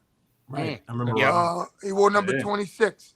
And then the coldest defensive player we had was a cornerback named Mark Haynes, who we traded in '84. We traded him to the Denver Broncos, and then I saw him in the Super Bowl in '86. But those three players, every time you start talking about old school Giants, and one more I forgot to mention was Brian Kelly. Brian Kelly and Brad Van Pelt were the original two members of the Crunch Bunch, and that was Taylor, Van Pelt, Carson, and Kelly. That's what's up. Tiki, who was your guy? I think for me, I don't know if I realized it at the time, but it was Strahan, because like when I first came in, Strahan was like 290, 285, he was big. Yeah. And then by the end of his career, he was like svelte and just beautiful. Yeah. Right? Just an amazing pass rusher. And so as I grew older, I grew to appreciate how great he was, and we're still close friends. But I think the one that hit me the most, it was first of all Rodney Hampton, who to me was, I hated him because I grew up a Redskins fan, but he was like legendary, and he really took me under his wing, and taught me the ropes. Even though he got hurt his rookie year, he taught me the ropes. But growing up, I'm from Roanoke, Virginia, and just up the road is Lynchburg, Virginia, and Keith Hamilton, Hammer, was from Lynchburg. And so I knew of him from when I was like a kid. And so when I got to the Giants, I was like, Keith Hamilton, he walked around. Leonard, you know him. He walks around. He was my rookie. He walked around. He like had his back out. He's like, yeah, he walked like he was an old man. He was like 27 years old. Yeah. But that dude was maybe one of the most underrated players on our teams, because he was a beast. I think he had double-digit sacks one year as a did. Right. Did. So Hammer and Strahan, those were the two dudes. Yeah. And Casey, I'm sorry. Do you got any questions for him? I'm so sorry. I did. I was patient. Hurry up and wait. So Leonard, I wanted to ask you about your thoughts with the physicality of the game back when you played versus the physicality of the game now. Oh, it's a different game now. I mean, the physicality of the game, back when I played the game, it was brutal. I mean, it was a man's game. And it was a man's game. It was a game played by kings for king's ransom. And guys went out there to play the game to be the best. They didn't play it for money. Tiki will tell you this. They played to be the best. They wanted to leave the game and leave the field with guys going, damn, I respect that motherfucker right there. Right. I respect him. You know why I respect him? Because he kicked my ass, and I remember it. And I gotta see him again. And I gotta see him again. And Tiki will tell you, when he played Dallas, when he played the Redskins, when he played the Eagles, when he played the Cardinals, he wanted to make damn sure they feared him the next time they saw him. Right. It's funny you say that, Next time they saw him, he had that edge up. He had that chip on his shoulder. Yep. Every time he went out there. It's so true you say that, because for me it was with the Eagles, Jeremiah Trotter, right? Because he didn't know what we were doing, but he could guess what we were doing because he would see us all the time, and so he would just take beelines to spots where he thought I was gonna be, and. Right, if he guessed right, fuck, man. Because he is heavy, like heavy. He's like D lineman playing linebacker, heavy. Right. And he can run a little bit. I mean, his son is actually on the team, on the Eagles now. Trotter Jr. And so, like, I hated him, but I respected the hell out of him. You had to. We have battles. We have battles for years. Ike Reese is too. He's doing radio down in Philly too. So we always have this. Whenever we talk go on each other's shows and stuff, we talk about the old school battles. But you're right, Leonard. It was a respect, and you hated the dude. And I see these guys doing like jersey swaps. Man, I would never have done that. I hate that. Would you have done that? You would never have done that, Tiki. Ever. Maybe if we won, I would hang around and try to like show you up.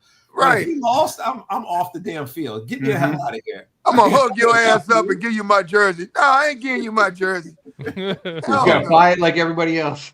Right. It's funny too, because it changed right after I left. So right, like in it's probably like 09 or 10. That's when you started seeing all this like buddy stuff, brother-in-law going on. And it was, I'm like, man, are y'all playing in the Pro Bowl? Are y'all playing like real football? So has a Tiki and Rondé jersey swap ever happened on the field?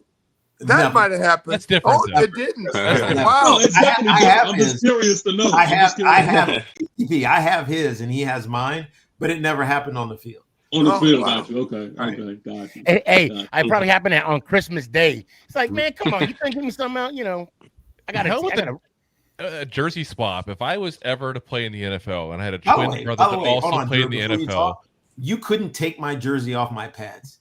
No, I'm saying I would have flat out swapped teams for a day with him just to see if people noticed. I like, seriously, are you kidding me? I'm like, yeah, I'm wrong. Day one of it. That's good. I outweighed my brother by a good 22 pounds. 24. It's all right. Say you went to Golden Grill. It's all so good. we wouldn't even look the same. But when I played, and I don't know if they do this anymore, but that like heavy duty double-sided tape, that's how my jersey was on my pads and on my body. Right. Yep. So you couldn't take my jersey off my pads. The only way you get my jersey is if you took my pads with it. So I did the same thing. I used to cheat like a son of a bitch. I sprayed silicone all over. I sprayed silicone all over my shoulder pads so the offensive lineman could grab me. They would grab you all the time. Yeah. All the time. Jim Burt and I would string our jerseys up. We'd be like we couldn't even fucking breathe in them. I gotta give a shout out. This was my former next door neighbor in Arizona, who's also a diehard Giants fan. What are the odds in Arizona? Giants fans living next door to each other. What's up, Bob? Hey, Sneaky, I meant to tell you the other day. I ran here in North Dakota. I ran into a Giants fan. Okay. In North Dakota. And I bet you it felt like a family reunion, wasn't it? Oh my God, Mom and them. In North Dakota, you're just happy when you run to a person in general, let alone them being a Giants fan. That's true. That's true. I want to ask this question, and I can't really answer. Sneaky, I got one more. Oh, I'm sorry. Go ahead, Casey. One more. This one is for Tiki specifically, but everybody can answer it.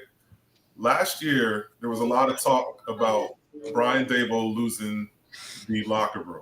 Mm-hmm. And he's still a coach this year. Right.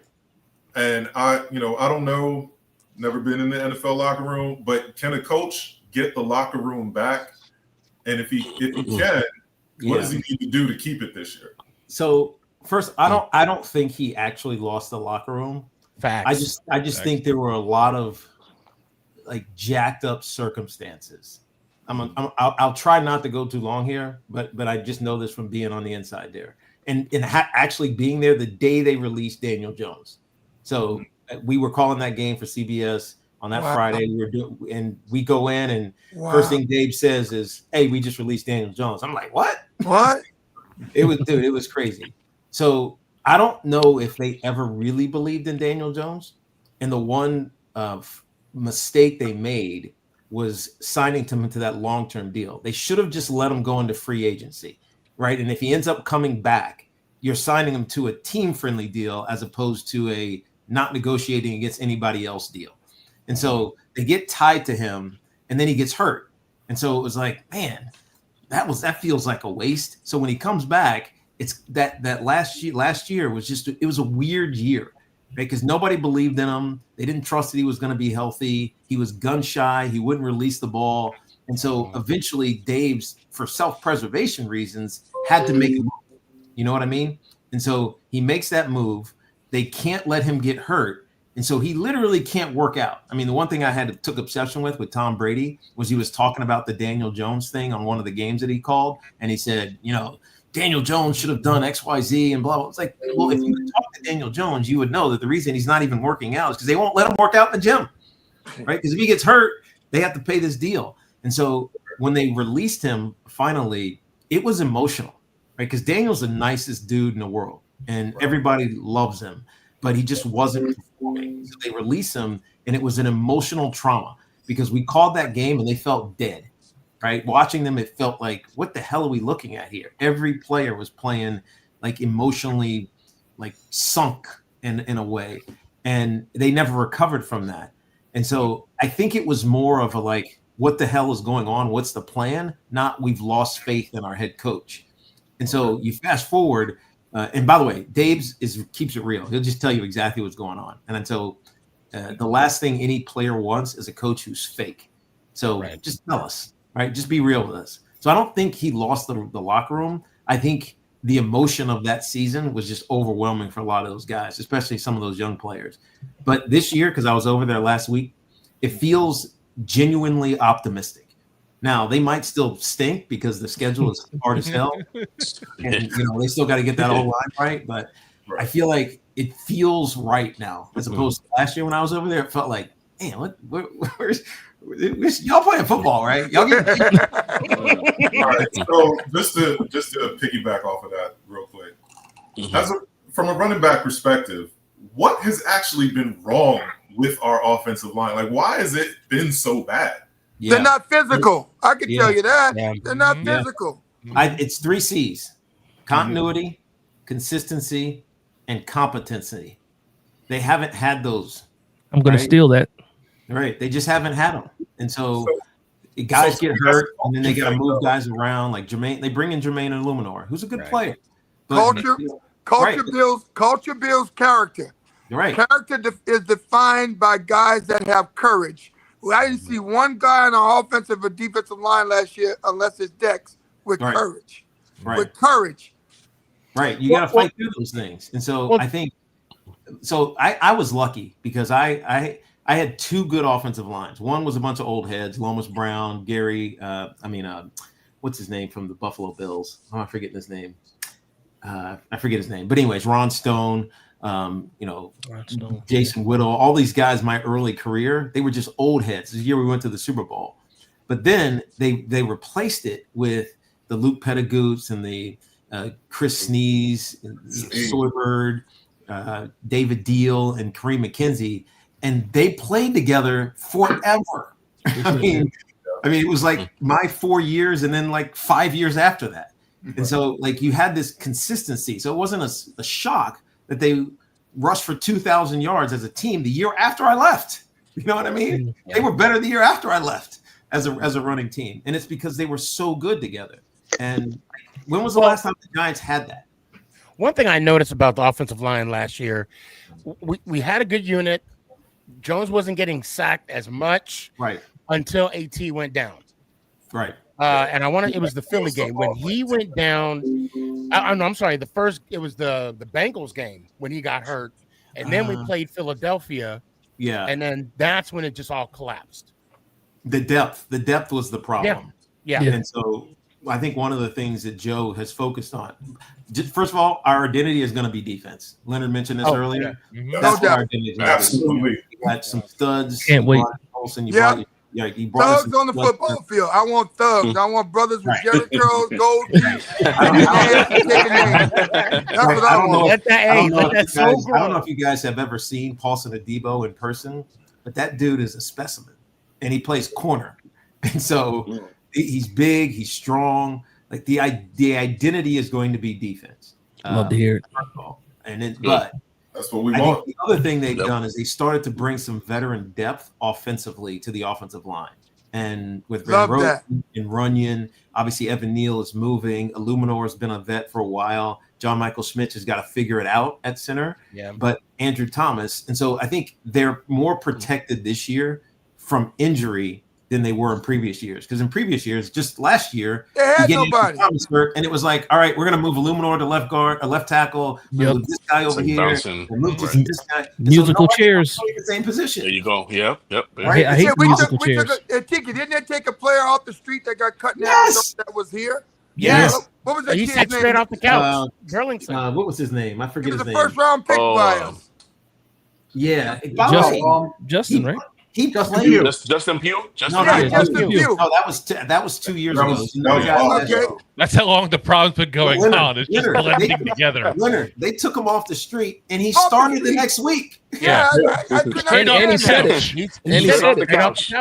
Straight off the couch. Straight off the couch. I hope he trademarked that term. I really do. Hey, Ann, go ahead and ask your question, man. That's crazy. I want to get everybody into my question for Leonard is, of the Giants defenses that you've been involved in, one name that I don't think it's brought up as much as it should, and I want to know your opinion on him. Gary Reasons.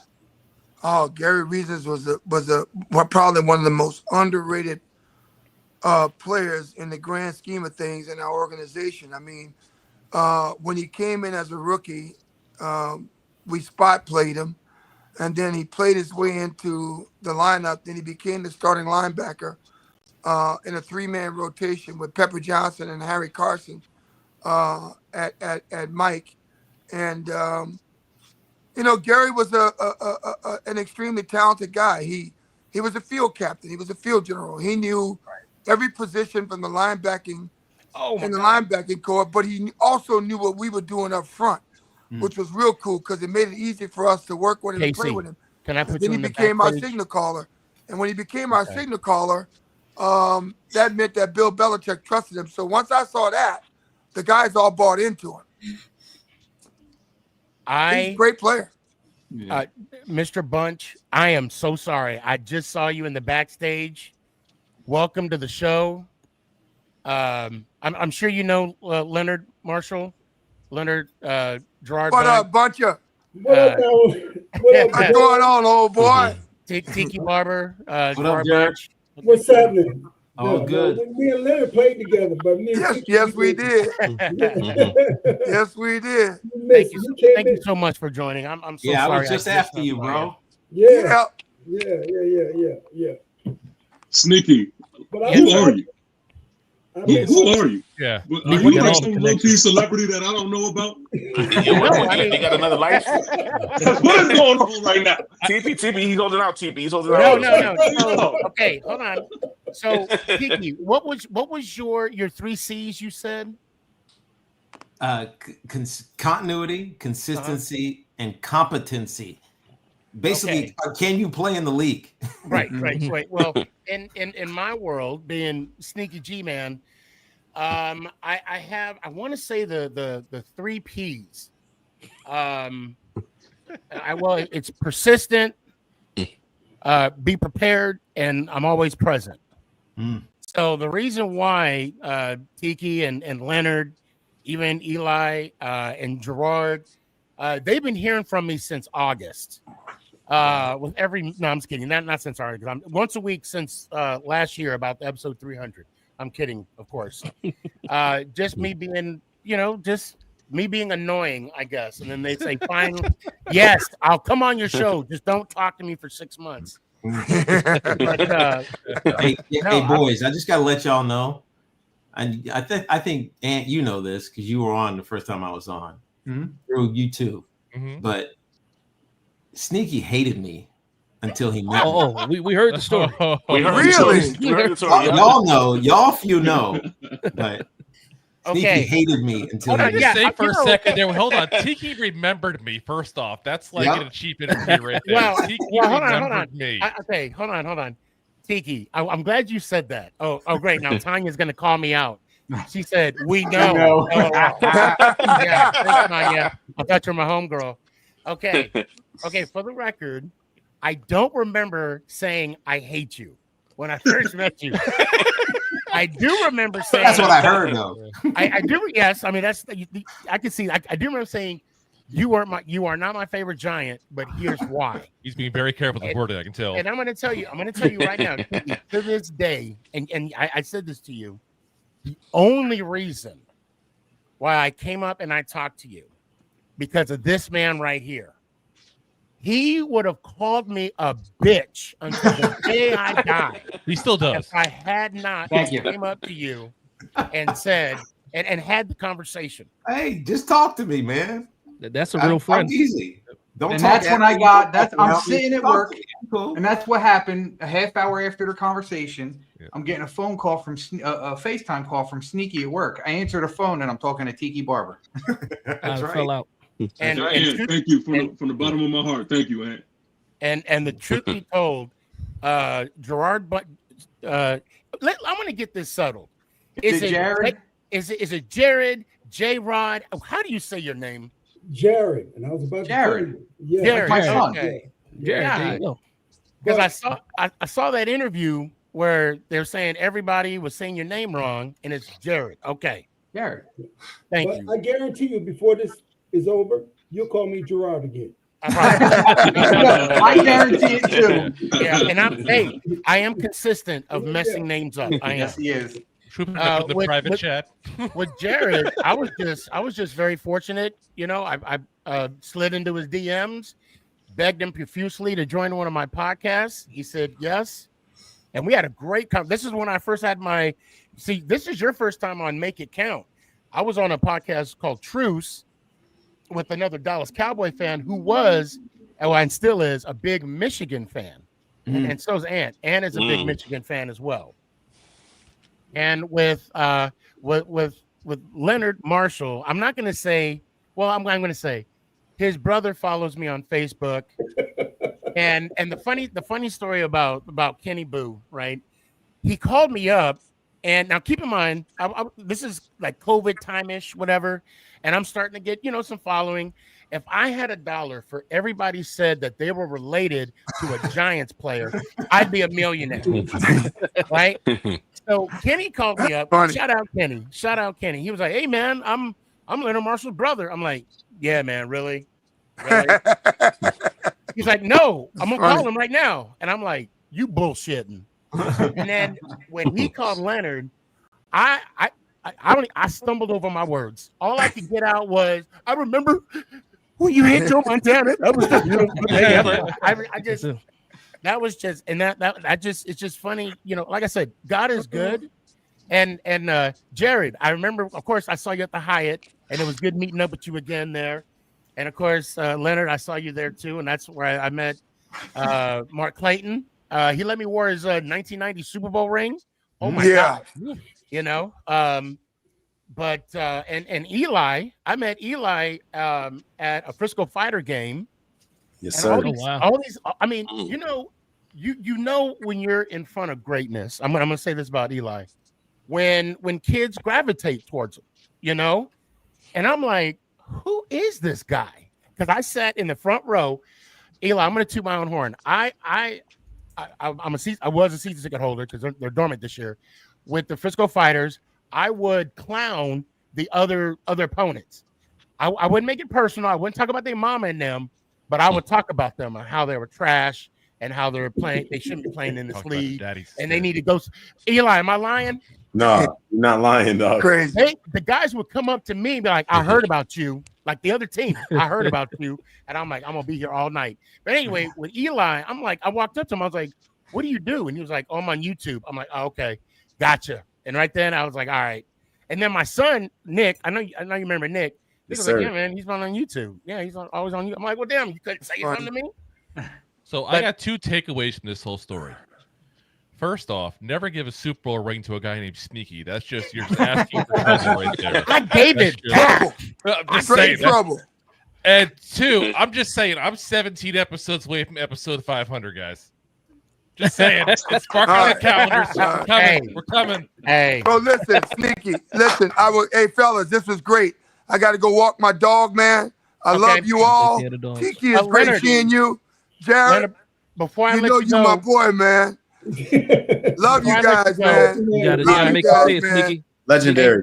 Hey, Make Leonard, it before I let you go, can you say my outro one time? Say it If you don't again. know it, my outro, and it's "Let's go Giants." Ow! Let's go Giants. There you go. Hey, I'll You gotta take clip that. it. Take it. Thank you so gotta much. clip All that. right, man. Have a good one. Stay up, fellas. Thank you. All right. Good night, guys. Honor. All right. Honor. Mhm. Yeah. Chinese food's getting cold.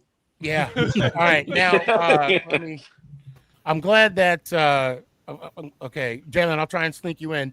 Now, Jared and Tiki, I'm glad you guys are here. Thank you so much. I want to ask, first off, Jared, I want to ask you this one question. Okay. The I'm next to position of, Tiki Barber. say what? I said you put me next to Tiki Barber. PT's fangirling right now. Careful, he might run over you. Hey, enjoy it, TP. Somebody get the screenshot. Barber. He wants the dual shot now to get a weird selfie now at that point. You know TP hasn't stopped smiling, right? TP has not stopped smiling. Hey, no, he has not. He has not. He is a naturally happy guy, but not this happy. You know what? You made it when a Dallas Cowboy fan gives you flowers. Yeah, Armando, I appreciate you. That's my guy. That's my guy. Dallas still sucks. I appreciate Damn. Dallas. Still sucks. Shots fired. I just want to let you know it's 2-ply. That's all I'm gonna say about it. Hey guys, I'm gonna go ahead and get up out of here too. Yo, Okay. Sneak, man, really appreciate it, bro. You know what I'm saying? You a real one, dog. Ever since I met you, bro, you've been super solid, man, and I appreciate all the love and support. And hopefully the fighters come back next season so I can, you know what I'm saying, see you go to some of them games, man. Oh hell yeah! And if whenever you in Dallas, always hit me up, and we'll get some of that Chinese food I was talking to Leonard about. I promise. Yes, sir. Hey, good meeting all of y'all, man. Real talk, man. This is good conversation. It's good to be with Giants fans, man. We don't, we got to get together more often, man. People are always beating us up, so it's good to come together and all agree that we the best team in the world. You know what I mean? Say that again. Say that again. Best team in the world. Let's go, Giants. Hey, I appreciate you. Have a good God one. bless y'all, man. Yeah. Yes, sir. And good luck to you in your rest of the season. I think we're the Brady Bunch now.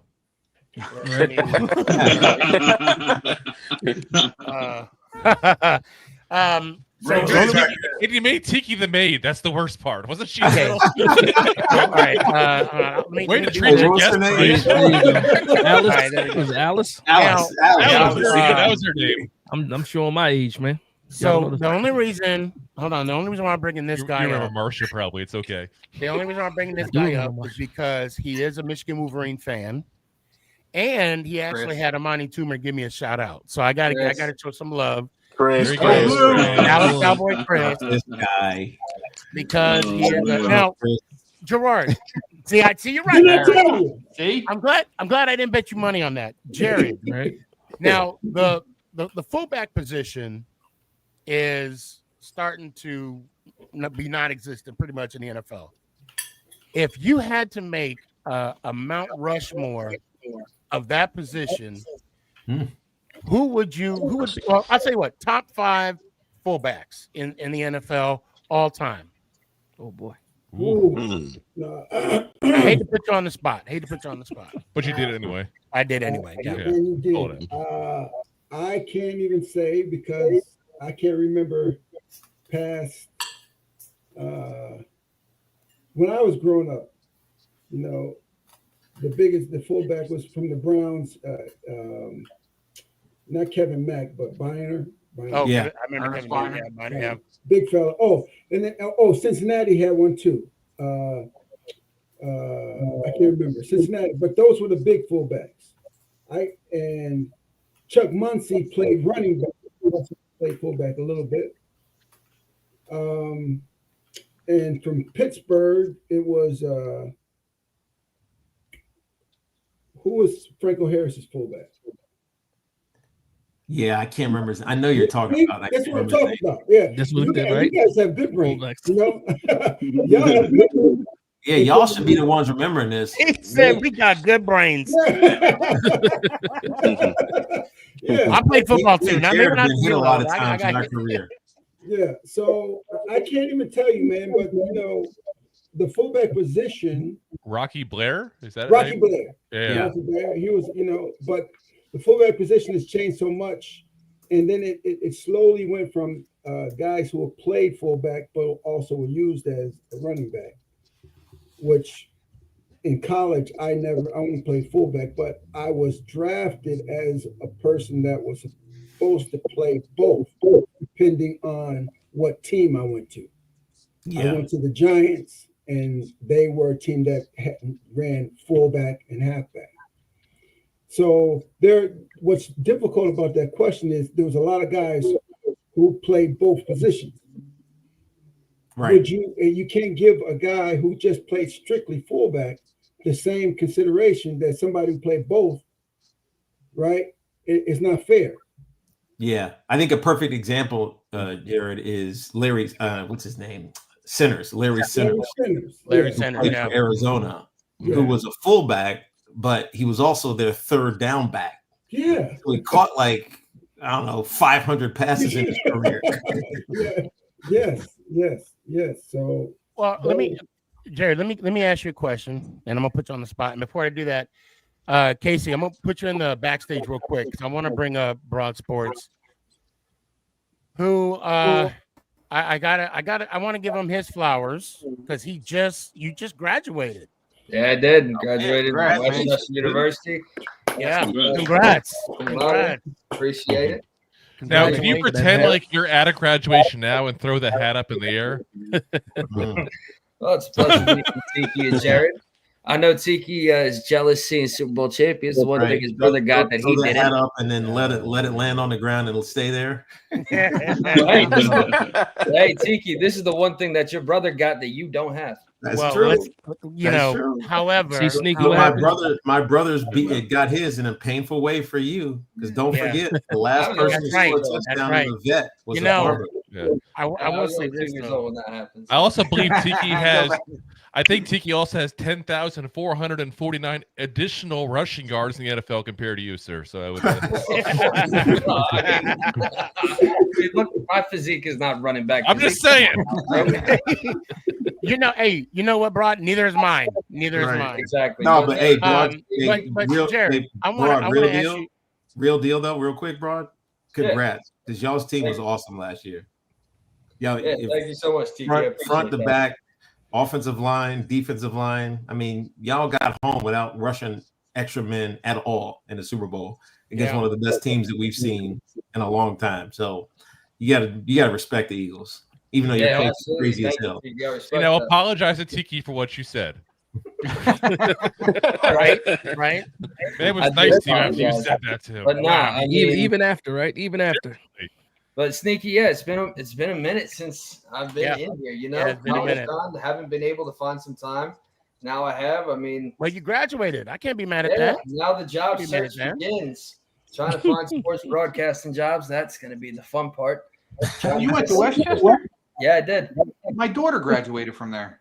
Where are you at? Where are you at now? So I am living right now on campus at Westchester because I'm helping out their admissions over the summer. But right now, working on my demo reel. I got my promo video for one of my classes I had to take because I internship with a company over the spring called the Sports Fan Base Network, SFBN. So I was calling games all over. I was in Jersey. I was in PA, Delaware. I called the semi-pro amateur league called the Alumni League. I did PIAA state playoff work for NFHS. Dude, keep grinding on that, bro. Seriously, and send your tape to every program director you can find, like anywhere.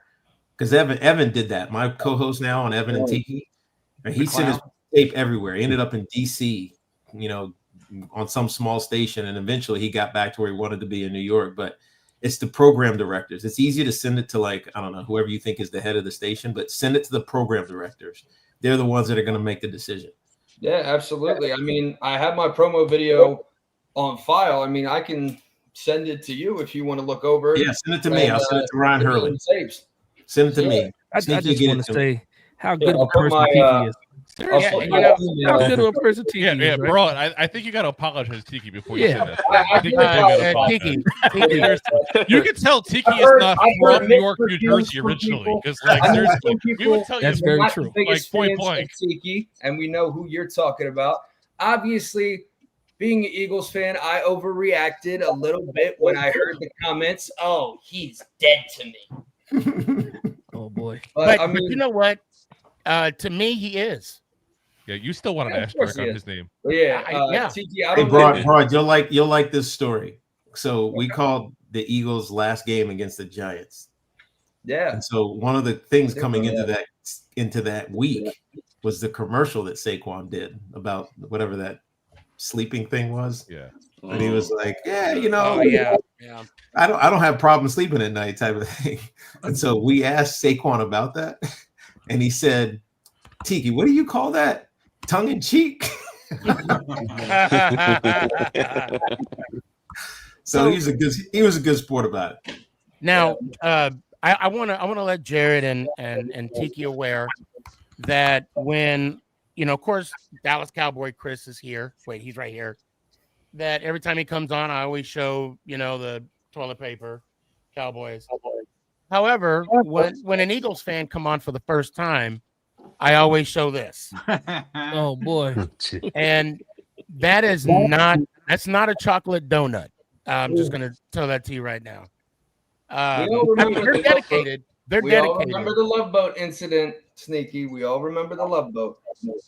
The Love Boat. Yeah, He's talking about the boat. He's talking about the boat. The boat trip. Again, like you said about your physique, about not being a running back, I can't speak because my physique is not going to be on that boat with the shirt off.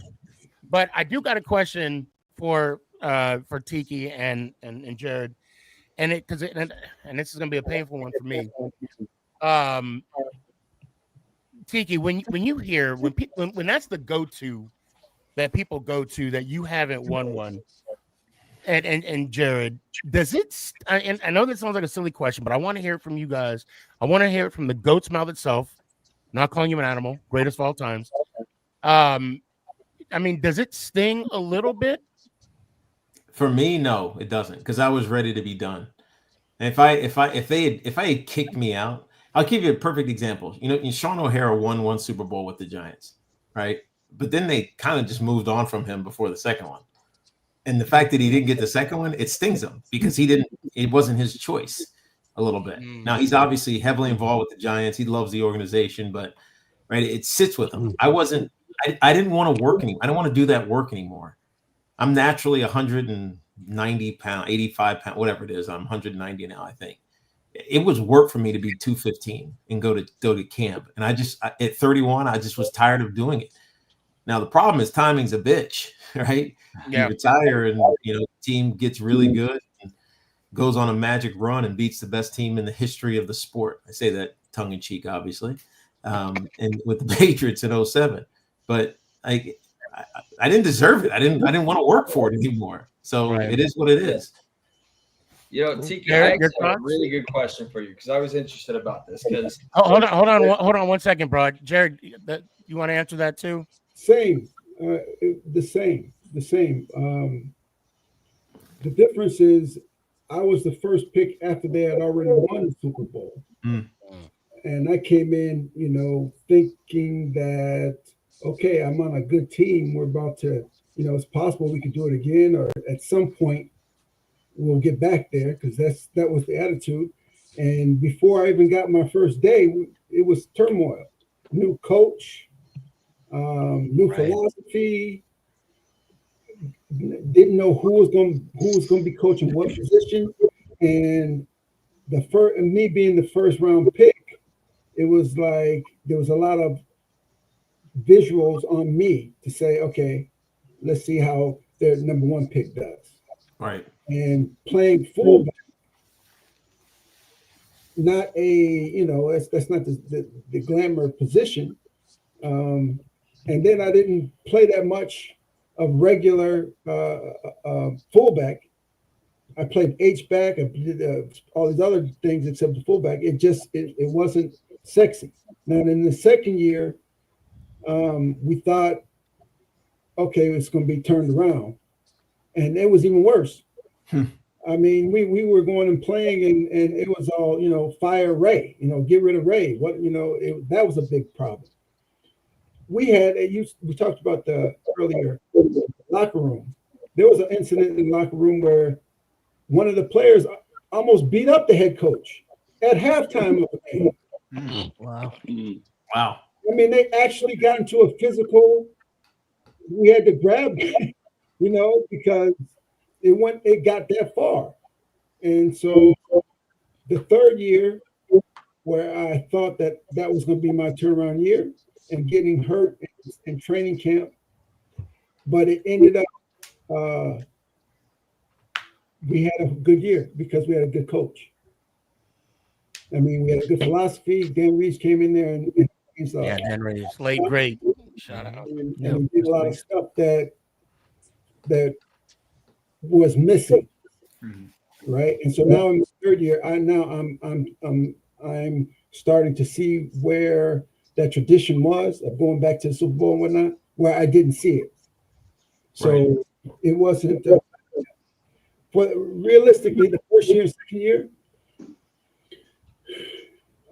first year we thought that that's what we expected was Super Bowl. Second year it was like it's a joke, and third year it was like bringing it back. I'll tell you what, I was shocked when Parcells left. I still remember I was shocked. Dude, you were shocked. I got a phone call and didn't even know. They called me up and interviewing me. It's like, so what are your thoughts of Coach leaving? And I'm like, what coach left? Damn. What are you talking about? I was still in Michigan.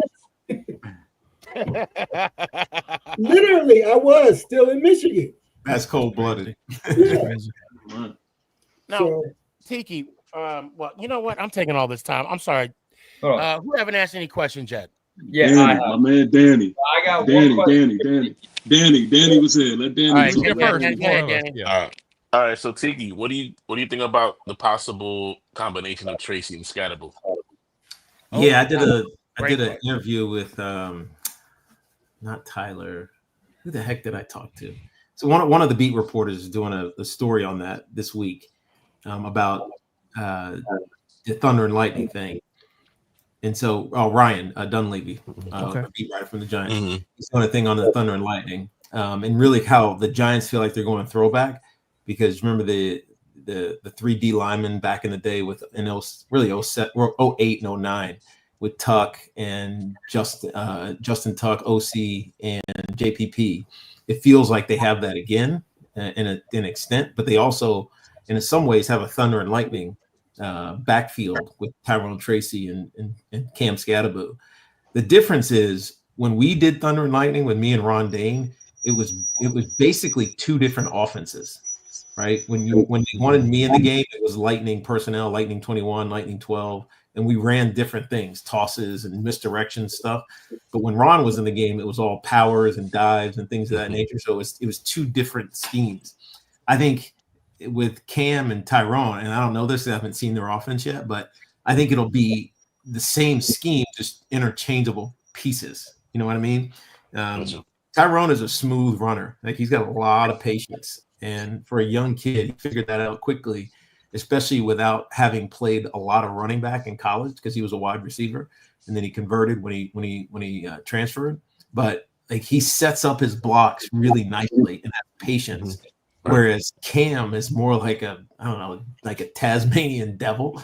So I don't think he's a 20 touch a game guy, but I could see him getting 10 to 12 touches this year and being like not a change of pace because that implies him being like a scat back, but more just a change of like energy type of player.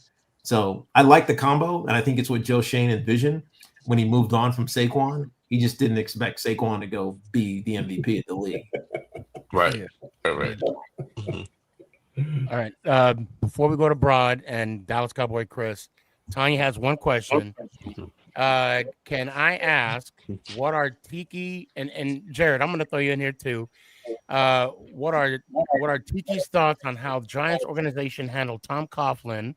I don't have my glasses, so bear with me. Yeah, no, I got it. How he handled Tom Coughlin at the end, and then Eli and Daniel Jones and all that other stuff. Look, that was a rough. It's a hard decision when you know it's at the end, but you don't want to disrespect a legend, and I mean that with both Tom and with Eli. And so Tom wanted to coach forever, I think. Right? He feels like hell. He went to Jacksonville and he was basically coaching, even though he was like an advisor. Yeah. And so I think they tried to handle it tactfully, but I think it still caught Tom off guard. And so for a long time, it just felt like it was mishandled. But I don't know how else they would have done it, right? Because they needed a new voice. And then when Eli aged out of it and drafting Daniel Jones, they made the switch. And it's easier with players because every player, no matter how great you are, is replaceable. But it was hard with the coach. And so, but I think it's smoothed out now. It's smoothed out over the last few years. So it ultimately doesn't feel as bad as it was.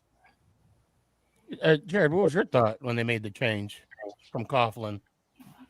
Well, Coughlin was almost my coach when they hired Dan Reeves. Coughlin was the other person that they were talking about was going to be in that position. wow. And I'll tell you then, guys on the team, like Mick and Rodney and other guys who had played when Coughlin was an assistant coach there, they said, "Bro, we don't want him." Wow. He's like he's too militant, right? But I talked to Strahan, and Strahan loves him. Yeah. He's like, this guy, first, though. Yeah. So it's like there's a difference of opinions from errors. Right. When guys who knew him and played for him, when he came to the Giants, it was a perfect time for him. And he did a great job, obviously. I mean, results speak for themselves. But the timing, I think, made, that was the whole thing. But I think eventually it happens to everybody. I mean, hell, Andy Reid is a Hall of Fame coach now.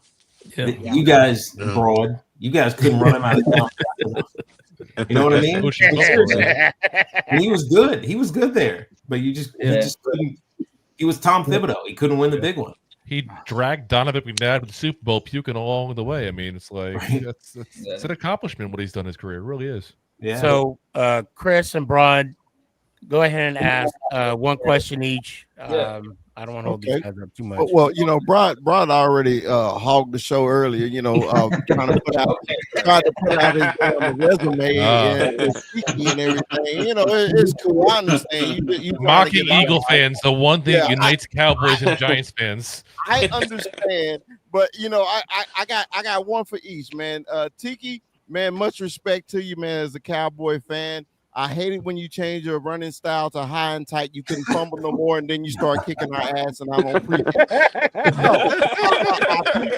I wish you would have went back to your old running style. Right. Now, I gotta get the most important question to Jared, man. How was it playing in front of 107,601 in Ann Arbor, baby? That was a big one. Especially in the first time. I mean, imagine going from high school and then going and playing in front of all that. At 18 years old, that was something. But it got me prepared for the pros and entertainment because you had to focus on your job and what you were doing and forget about everything else. Right. Yeah, you had to. Real quick, I'll be quick because I know you got a big panel, man. The first time I called it the Vatican. As soon as I walked in the big house, I was like, "Thank you, Lord." That's how I felt. I made it to the Vatican. So if anybody had ever seen the game in the big house, I've been to 3 so far.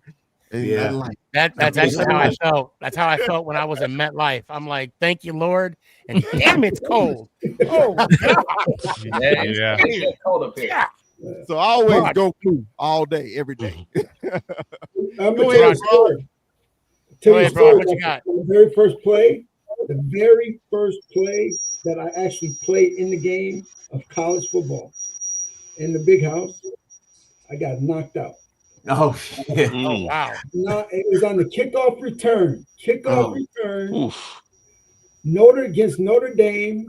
I can even tell you who it. Brandy Wells coming down, and so both always wanted us to put so much air in our helmets. Back then, we had the bladder helmets, and we had to put air in them. And he wanted them to be tight through camp, so it make your head hurt. So I thought, okay, man, my head is not gonna hurt for the game. I'm gonna take the air out. So I took all the air out, put it on, kickoff return, go to block somebody, and the dude hit me right in the side of the helmet. Night. When I woke up, the score was 13-3. Wait a minute, second. And the coach was like, "Get in there." I Right. Yep. I had to play the rest of the second half. I had to play the rest of the game. Can't do that now. Drew, I think you asked for questions, right, Drew? No, I did not. That's what I was doing, like every time. We're like, oh, Go ahead. about me. The one time I'm not so loud. Yeah. Right. Go ahead. So I actually had a question for Jared because one of the things I love looking up is what players do when they're done playing football. Like, let's be honest, we don't think about this very often. We talk about players, oh, this person's older. Or, people are retiring at 30, 35. It's like, hell, I'm in my 40s now. Like, I'm thinking, like, damn, I would have been retired like 7, 8 years ago if I was lucky playing football, and I look it up because I didn't know what you had done past there. You got a really nice career as far as acting, entertainment, and everything. I got to ask you, I'm looking here. You played young George Foreman here in Don King Only in America.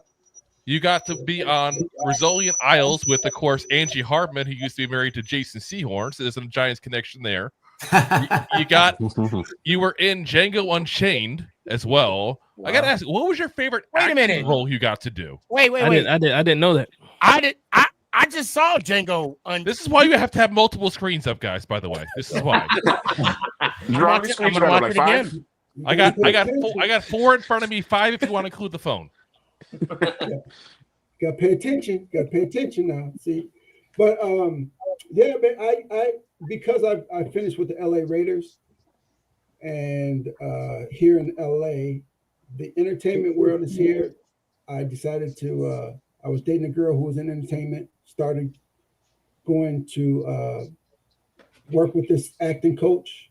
Started auditioning, and then started booking a lot of commercials. I broke up with that girl, moved back to New York, went to acting school. And in New York, there was a whole bunch of commercials. I was doing all kinds of commercials. And I was still trying to get movies. But every time I was going in, they were saying they knew me as Jared Bunch, the football player. Right. And so I was not getting roles. And the Don King story came up, and I said, you know what? This is a former boxer. They need a big guy. And I went in for Larry Holmes. And I said, if I don't get this, I'm done with acting. I'm going to pick something else. Wow. I go in, audition. A week goes by, 2 weeks goes by. Then they finally call me and say, hey, we got to come out here to LA. We got a plane ticket for you, LA. And I fly out to LA. And they say, we want you to play George Foreman. So it goes through the whole process, but they went the whole process and they did the whole George Foreman thing. And then I waited a few years before I moved to California after I did the Don King story. I should have moved. Well, I don't want to say I should have. It would have been better for my career as the heat was there of the movie winning so many awards that I would have had my time in the awards. And either it's using somebody from Heat, but it still worked out. A few years later, I moved out here. I've been out here since 2002. I've been in over 100 national network commercials and TV shows and movies and all that. But I'm retired. I'm retired. I still do commercials. I still have a couple of them right now, but I started executive producing other movies from other former football players. Oh, that's cool. Oh, wow. Awesome. Nice. Hey, Jared, I'm going to send you my resume. I wouldn't mind being in a commercial or this burger is good. He'll be an extra in your movie as diehard fan. Matter of fact, I'll even run. It's a swift walk, but I call it running in a commercial for you.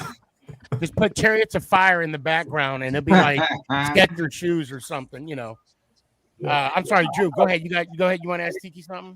So, first off, Jared, thank you very much for all that. I love seeing what people are doing. Like I said afterwards, it's always intriguing to me, and I love that you're giving back also to other football players like that and helping them get their careers going too. That's awesome, and hopefully giving back to podcasters. Listen. I'm just saying, if you ever need a deep voice narrator. Tiki, good to see you, man. Last time I talked to you was last year, and I had said, I hadn't seen you since 1997. So I'm glad it has been so many years since I got to see you again, man. Just curious if you don't. I know you mentioned the difference in the room, so to speak, there for this Giant team compared to the past years and all. Is there anybody specific that's new to this roster that you think is contributing to that, or do you think it's a culmination of everybody that they brought in this offseason? It's a good question. That's why I asked it. Yeah. It's interesting because when I talked with Dave when I was over there last week, I say it feels different, because you can be real with Dave. It's like you can just say whatever's on your mind and he'll take it for what it is. I was like, man, it just feels different here. And he said it's because he has vocal leadership. Part of that is Jameis, who's just the life of the party, even though he did throw an interception. A pick six by forget Dane Belton had a pick six in the practice I was watching. I was like, who threw that? And I was like, oh, okay, never mind. That was Jimmy. He probably threw a touchdown the next play though, so it's okay. He did.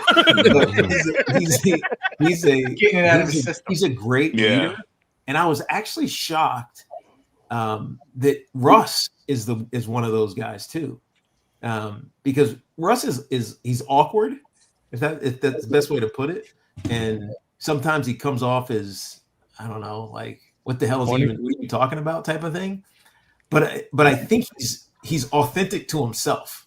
And like the one thing you can't be in an NFL locker room is fake. Like some coaches try to be fake and they try to put on facades and act like whoever. And players see right through that. And I think the same thing happens from player to player perspective. And like Russ he's just real to who he is, and he's overly optimistic. If that makes sense, like, and I think that's a good thing for them because there's been so much negativity around this team. You need someone who, even if it's bad, is going to make it sound like it's good, and I think he genuinely does that. So, it might be other people, but to me, it feels like those two quarterbacks. I was so excited. So. When they sign Russ, I'm like, please don't say something stupid. And then when he just said go Giants, I'm like, right, yeah, right. Oh, go! I said go blue. I'm like, okay, Russ. Yeah, he was an extra with it. Yeah, go big blue. Now I obviously I could be on another 6 hours. Hold on, I got one question for Tiki. Oh, okay. Yeah, bro. Go ahead, bro. Tiki, obviously, you played in the NFL for a bunch of years, and I've never really seen a lot of people ask these interview questions because obviously some people are like, oh, how was the transition like from college to the NFL? But when it comes to rivalries, because obviously we see these friendly bets between players in the locker room. Like one of the biggest bets I've seen recently was when Cordero Patterson was on the Falcons. Obviously, he's a Volunteer. Kyle Pitts, who I played against in high school, he's a Florida Gator. But I got to ask you, which rival of yours do you like the least? The Eagles or them Hokies? That's a good question. Now I gotta pay Chris some respect over here. Thank you, Tiki. Hold on, wait. See what he says first when we thank him. Because I'm a double Cowboy hater. Thank you. Double Cowboy hater. Chris knows this because I grew up a Redskins fan. Of course. Yeah, my dad grew up a Redskins fan. He's from He's from Reston, Virginia. But broad, every one of my at least 15 of my friends in Roanoke, Virginia, were Cowboy fans. Now, Tiki, can I say this real quick? Can I give you a caveat real quick, Tiki? Go ahead. My son is a Redskin fan. Is he really? Yes, he is. I had an excuse. We had a black quarterback win a Super Bowl when I was growing up. So it's like, you know what's friend growing up was Charlie Taylor's daughter, Liz. So I see Liz all the time. Oh, that's funny. Like my Grammy at her house in Reston, she has like his receiving awards for leading the league in receiving yards. She's got like his helmet. She has a bunch of Charlie Taylor stuff. Oh, that's cool. That is cool. PP, you're gonna say something? But it evolved, by the way, Broad. Just to finish that answer, it evolved to the Eagles. Okay, it is. When I was playing, it was a real rivalry. Like it was, we would win and they would win the division. I mean, the Eagles have dominated for the last whatever. But when we were playing, when I was playing, it was the Eagle Giant rivalry. Even though, like, fan, my like childhood fandom, I hated the Cowboys. Hated them. So everybody like you thought about the Hokies being a Virginia Cavalier. I didn't hate everybody in my family was a Hokie though. Like my mom was a Hokie. You know the story with my dad. He was Bruce Arians' roommate down at Virginia Tech. And so like my aunt is still on the board. She's a board of trustees at Virginia Tech. So I have like this affinity towards them. So I mean, honestly, if my dad hadn't gone there, we would have went to Virginia Tech, but we had no relationship with him and we didn't want to follow in his footsteps when we were growing up. So we went to Virginia. And so I was just going to ask. No, I was going to say. Hold on. Tiki got, I'm not Tiki, TP got something. No, I was going to say, it's funny that you say that because I'm visiting home, right? That's why I'm outside the office. All of this pink, I don't know if you see it. This is my mother's. It's not me, okay? Nothing wrong with it. It's just not me. But not judging. We're not judging. I'm visiting home. I'm from Virginia, so anytime, that's why I throw up the 2 up, 2 down. From Virginia. 2 born, but and I'm visiting home, and it's funny because I went out to eat with my parents and my aunts and uncles, and we walk out, and we see this like all decked out Dallas Cowboy truck. In the inside, the interior is just Dallased out, and we just like, man, we said to each other like, man, like how are so many Dallas fans here in VA, man? Like it just that's doesn't how I make feel sense. up here. It's like, dude, you've never been to the state of Texas. How are you? They live in America. They live in America. It's America. Don't do it. No, don't. No, that's a lie. I do have a twin question for you. Because I never got really like the inkling that in your professional career that y'all were like competitive towards each other. But I do know as a twin, it can get really competitive in the household. So my question to you, what was the most competitive sport, hobby, or whatever it is growing up with Rondé that y'all had? Honestly, it was wrestling. And by the way, Chris, there's no hole in the ceiling anymore, so God can't watch y'all. It's retractable roof, Tiki. Retractable roof. The ozone is closing. TP, it was wrestling.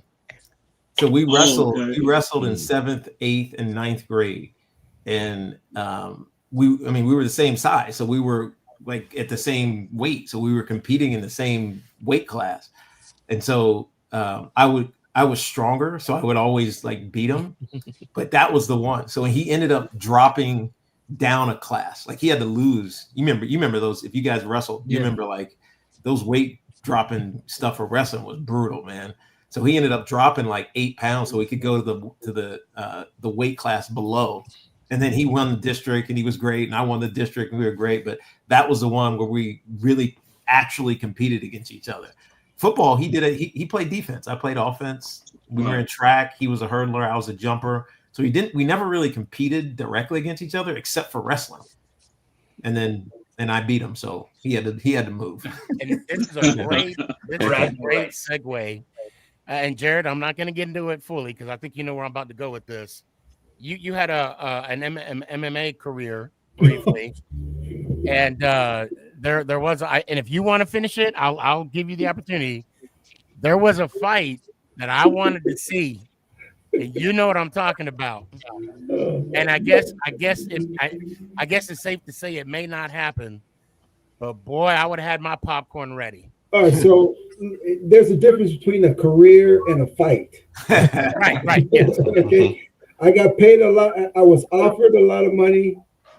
And it's funny. It came from me playing George Foreman. That's right. They thought that I was a regular fighter. So I did some other thing. I fought in a tough man. I won that. And then they thought I was a fighter. So wait, Jared, pause a second. He just went right over that. Right over that. We can't. No, we're not going to skip over that. He just said I won tough man, and then no, you don't. Hold on a second. Wait, did you fight? Did you fight growing up? So no. I mean, I was the youngest. It's my brother and myself. I'm younger. but on my street, I was the youngest boy. So on my street, I was always trying to hang out with my older brother and all the other guys. So, the youngest one always get the brunt and everything. But when I started going against people my age, they had no shot. Right. So that's how. So anyway, after I did the Don King story, I got approached by some people who thought I was a real fighter, and then they came up with this. Michael Westbrook was a guy who was training jiu-jitsu. He wanted to fight an MMA fight. We were the main event on pay-per-view. I'm like, Westbrook, he's a wide receiver. Yeah, I'll fight him. And so he said, well, jiu-jitsu. So we'll put you with a guy to train a little bit. So I trained like 3 times with a guy, went and fought him a main event and lost. He got me in a choke. And from that, I said, let me find out what this jiu-jitsu stuff is about. So I started training jiu-jitsu. And I won. I'm a 3 black belt now, but I've won the Worlds. I've won U.S. Open. I've won the American Open. I've won the American Cup. All those. But all happened because I retired from football and still had this burning desire to compete. When is the book coming out? I was about to say, Jared, I have a movie pitch for you. Jared Bunch, his life story. Like, just this I thought I had done a lot, Jared. I know. Forget the Dos Equis, man. He's the new Dos Equis man right there. The and I'll tell you what, I'll be the narrator. Hold on, Sneaky, one thing.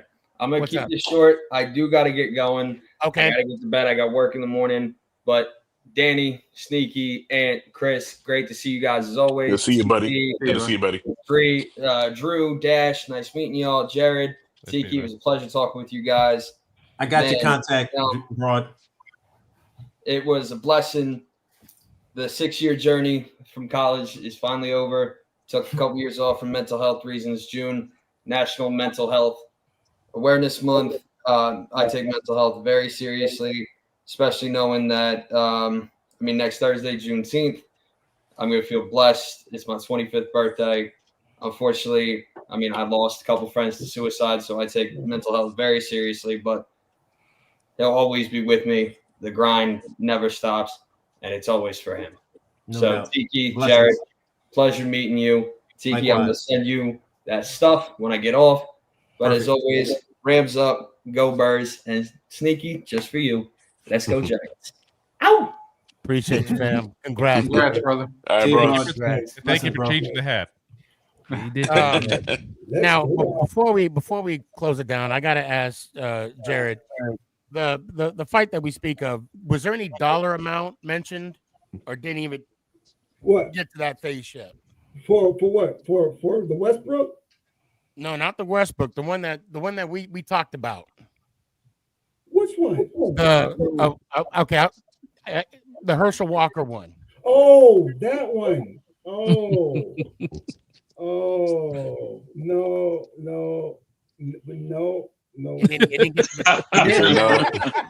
said no. Okay, I'll leave it alone. I'll leave it alone.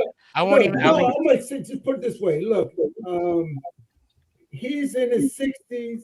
I'm close to 60. Man, who wants to see that?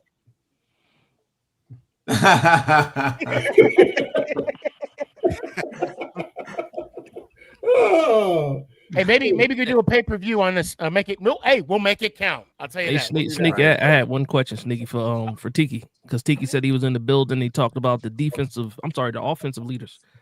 Who's the offensive leader, the vocal guy on the defense right now? That's the thing. Man. It's probably Okereke. Okay. But I think it's going to evolve into Javon Holland. Okay. The kid we just picked up from Miami. And as I said earlier, Paulson Adebo is a monster. He's going to do it with his play. He's the biggest corner I've seen in a long time. I thought he was like a linebacker. I was like, who the hell is that linebacker wearing number 21 down there? And they were like, no, that's Adebo. I'm like, that's Adebo. So I think it's going to be Holland. Okay. And so like it'll come from the back end, because all the other guys like McFadden and Okereke, obviously Dex, those guys lead with by example. Dex is quiet, but he's a monster of a man. So I think it'll probably be Holland, who I haven't met. I haven't got a chance to meet him yet. So Tiki, what do you think about Kayvon, man? What do you think he's going to be coming? Do you think it's his revenge year? It's a prove it year for sure, right? Yeah. And I think they should pick up his 5th-year option because it's so cheap. He hasn't made Pro Bowls yet, and so if you make multiple Pro Bowls, that 5th-year option gets closer to the franchise tag. But because he hasn't made Pro Bowls, his 5th-year option is only like $14 million, which is a steal. And so even if you rescind it, you pick it up and like force him to be great. Yeah, they picked it up draft night, didn't they? Didn't they do it draft night? I don't know if they did. It makes sense to pick it up. It was a nice symbolistic move, I thought, as they got Carter. It's kind of like, hey, you're still part of this. They did it right after they drafted Carter. Right. So that makes sense. I didn't see that. I didn't see that transaction, but it's smart because I think all 3 of those guys are going to be useful. For sure. Now, first they picked up Thibodeau, but not Evan Neal's. Correct. They didn't get his right. So Tiki, before we go, I'm going to beg forgiveness after I ask. I would love to have from 86 till now your top 5 running backs, all-time New York Football Giants. 86 to now. Now, I'm going to exclude myself. Don't you do that, Tiki. You put yourself. Don't you do that? No, you got to put yourself in. It's okay.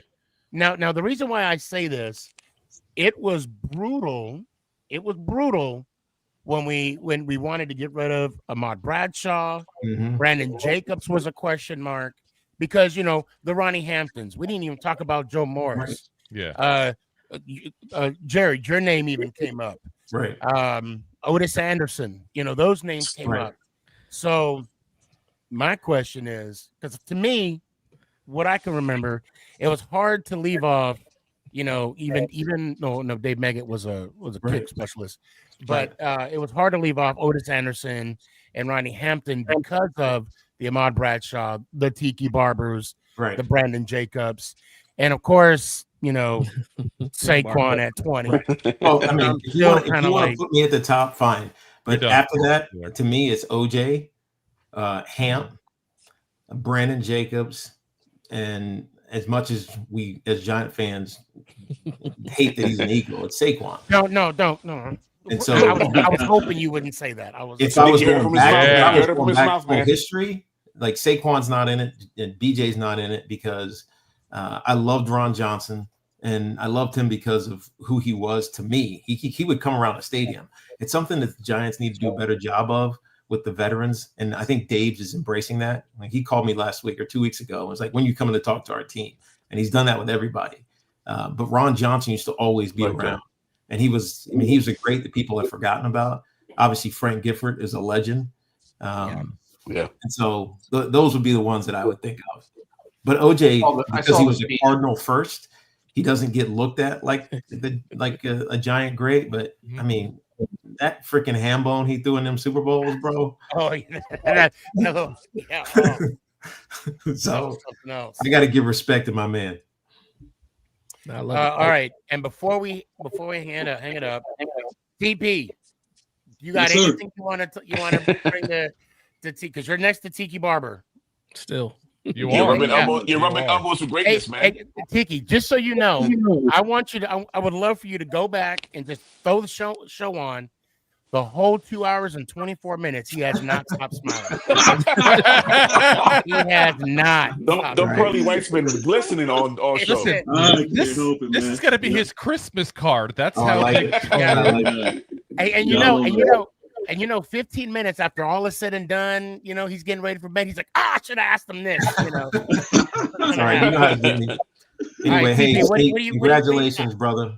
I'm gonna take off. It's getting late for me. Yeah, me too. Good to see y'all. I love all this color on this podcast. I see our white brothers too, piecing in on the left side of the screen. Respect y'all. But from all of us over here in New Jersey, Sneaky, thanks for being a great fan, bro. Appreciate you. I appreciate the Let's love. go, G-Man. Appreciate you. Have a good night. See you, brother. J-Rod, I appreciate you so much. We are closing the show down. Did it again. And Jared, again. I did it again, didn't I? Dang it. He said you would too. You made him right. That's why Should have you bet did money that. on that. Right. Should have bet money on You did it that. at the If I last bet money, minute, I'd have too. been broke a long time ago. Do you know how many years I've been saying that? So don't take it. It's not bad for you. You're not the only one. Don't you let him off easy. Well, no, I just want to make sure that I call you director. Jared Bunch. Yes, director. However you want me to. And then you can say action. In a commercial for hamburger or. I think you just proved you can't take direction. That's the problem. I can take direction. I just can't get names corrected. But Mr. Bunch, I appreciate you taking the time out of your day. And I did see the little post you had about the LA fires. I hope everything is getting better for you and your family. I'm thinking about you, and of course, been praying for you and everything. And your last word. You got the floor. What's your last word for tonight? Congratulations, man. I don't know how many years ago it was that I was on with you, but hey, you're still here, bro. Yes, sir. Isn't that something? And no matter what, you're still doing it. Still doing it. And that's what it takes is consistency. So congratulations. Thank you, Jared. I appreciate it. Blue. The most interesting man right there. Jared, let me hear it one time. Let's go Giants. There it is. I appreciate you. It is, baby. Have a good night. Salute to you. Take care. It's a hell of a show, Sneaky. Hey, Man, that was good, guys. bro. Hey guys. Hold on, Like sell your soul or something, Sneaky. Like hold on. I think he did, Drew. Hold on a second. That just happened. That just happened. That's a fact. Congratulations, bro. Clap it up. Congratulations, Brody. It's legendary, man. I want to thank you guys. Now, I owe everybody an apology that actually let me bring Who's in the back? Who's in the backstage? So Jalen, I'm What's sorry I up? didn't bring you back up. It's all good, bro. I appreciate it, Danny. And I think it's your dad's not in the back. Damn. I'm sorry that you guys didn't come on. It was just hard, because I was watching the time. And now, just so you guys know, when I'm fortunate to have people come on, you don't know how long they're going to spend. And I tell them, 5 to 15 minutes, that's it. And because we had a lively conversation, they were able to stay on. I'm sorry, Kurtz. I saw you posting some stuff. Couldn't really. It was not Kurtz. It was. It's a beautiful show, and it was Christmas talented. But I want to thank everybody to come on. That happened, guys. That is crazy. Bro, Tiki Barber and Leonard Marshall. Both. I do want to make sure. I do want to make sure to take the time to say this, man, because I'm thinking about this from a content creator standpoint, right? Someone who pushes out videos all the time myself, right?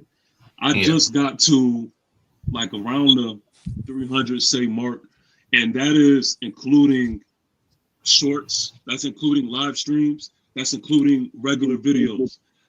For those who are not really understanding, for Sneaky to reach 300 live streams, that right there, that's mind-blowing. That takes consistency, and that is years of togetherness that you have been doing with Giant fans that I would say is definitely commendable. And you have created something, I know for me, that is just super dope, to where you could tune into your live stream each and every week. We can count on you, no pun intended, but we can count on you to be there. And we could literally have, that Giant therapy session. And like Tanya says, which we definitely need. So I just wanted to say, I wanted to make sure I didn't forget that, man. Just big shout out to you. Of course, this stream was super dope, but you deserve the credit, man. No, well, Yeah, thank you. for sure. Well said. Hell yeah. Man. Oh, kudos to you, brother. Kudos to you, brother. Hey, congrats, 300 claps. 300, man. I do want to say something that it takes a village. Okay, you don't do stuff by yourself. And I want to appreciate X, you were there in the beginning. DZ, you were there in the beginning. Yeah.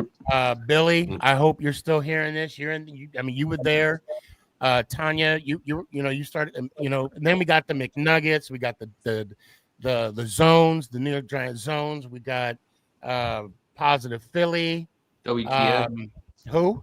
WTF. WTF. Oh my God. Yeah, that he grew up, Austin. I grew up on here too. Gabe. You Yeah, did. everybody You grew did. up. Yeah. I mean, I'm 21 now. That's how long you know me. 18-1, baby. There's a lot of people. Fuck you, man. There's a lot of people that I want to thank, but Yeah, man. I want to give a special shout out to Ant and Danny. Ones. I'm gonna tell you, this may be my 300 show, but this is your guys' 300th show as well. And I have a lot of appreciation for you too, because you better not. You better not. Oh, Sneaky, Let him Don't do out. it. Don't do it. Let him out. Oh. Shut up. Just use that Dallas toilet paper.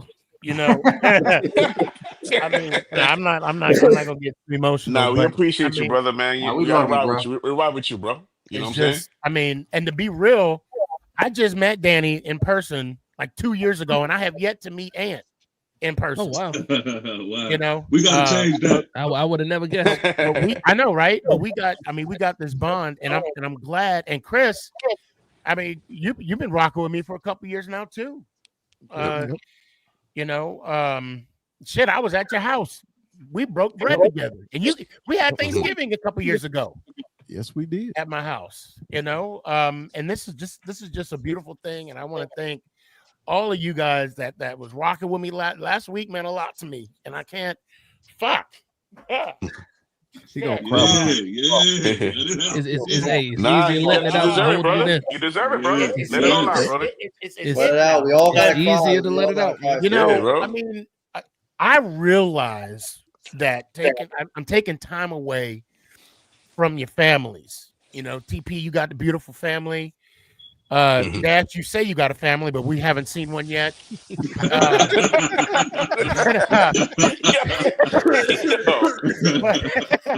They're there. They're definitely He says they're there. But and Billy, and I know Billy. And look, Billy, I'm sorry I couldn't get you on, but you got your girlfriend. I mean, you guys got lives outside of this 2-hour window. And some of y'all been on when we were on 4 hours at a time. But last week, 5-hour shows. It meant a lot. And damn it, we got to finish this top 20 list too. I don't know when, but we got to finish. My wife says she's better off dealing with me in small doses. She encourages me to do these shows for that reason. It's healthy for the marriage. Right. But and Drew, I'm gonna see you tomorrow. See you tomorrow. I'll be on your show Where tomorrow. Two Giant Goofballs tomorrow night has a Yes. special guest, Sneaky himself, coming There on you our go. show here. There you go. 9 p.m. Eastern. Hold on, Mike wants to come on real Can I say quick. something so real let me- quick? Yeah, go ahead, X. I'm sorry. Sneaky, I've been here since like episode 25 when sadly the Chiefs, the Bucks won the Super Bowl. We don't got to talk about Right. that. But I was here for episode 100, 200, now 300. I just want to say I grew up. You see me grow up. Yep. It's crazy how long you've been live. I'm so proud of you. Like, there's no words I can say. Like, you're my family. Whenever I come down to Dallas, we gotta link up, and we're gonna throw that rock. Yeah, I gotta show you my arm. I'll sling it. Hold on, I gotta DZ, are show you there? my arm. I'm gonna piggyback Okay. what Boston said.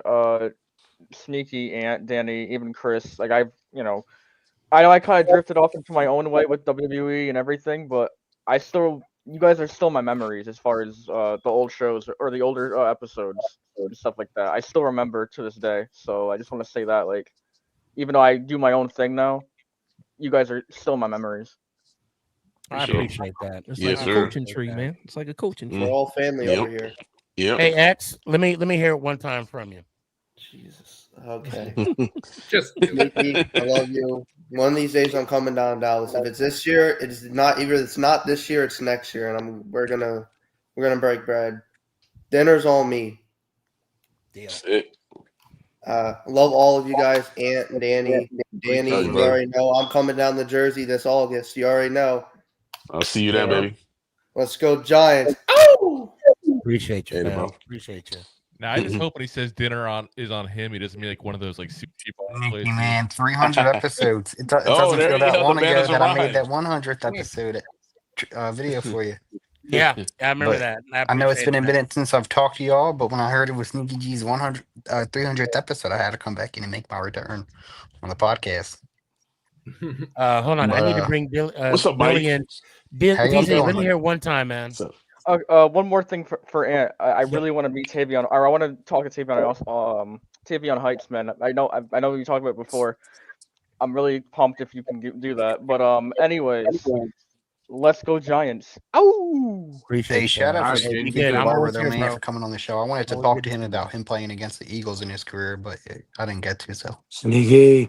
It's all right. Congrats, Billy, brother. nothing. Billy.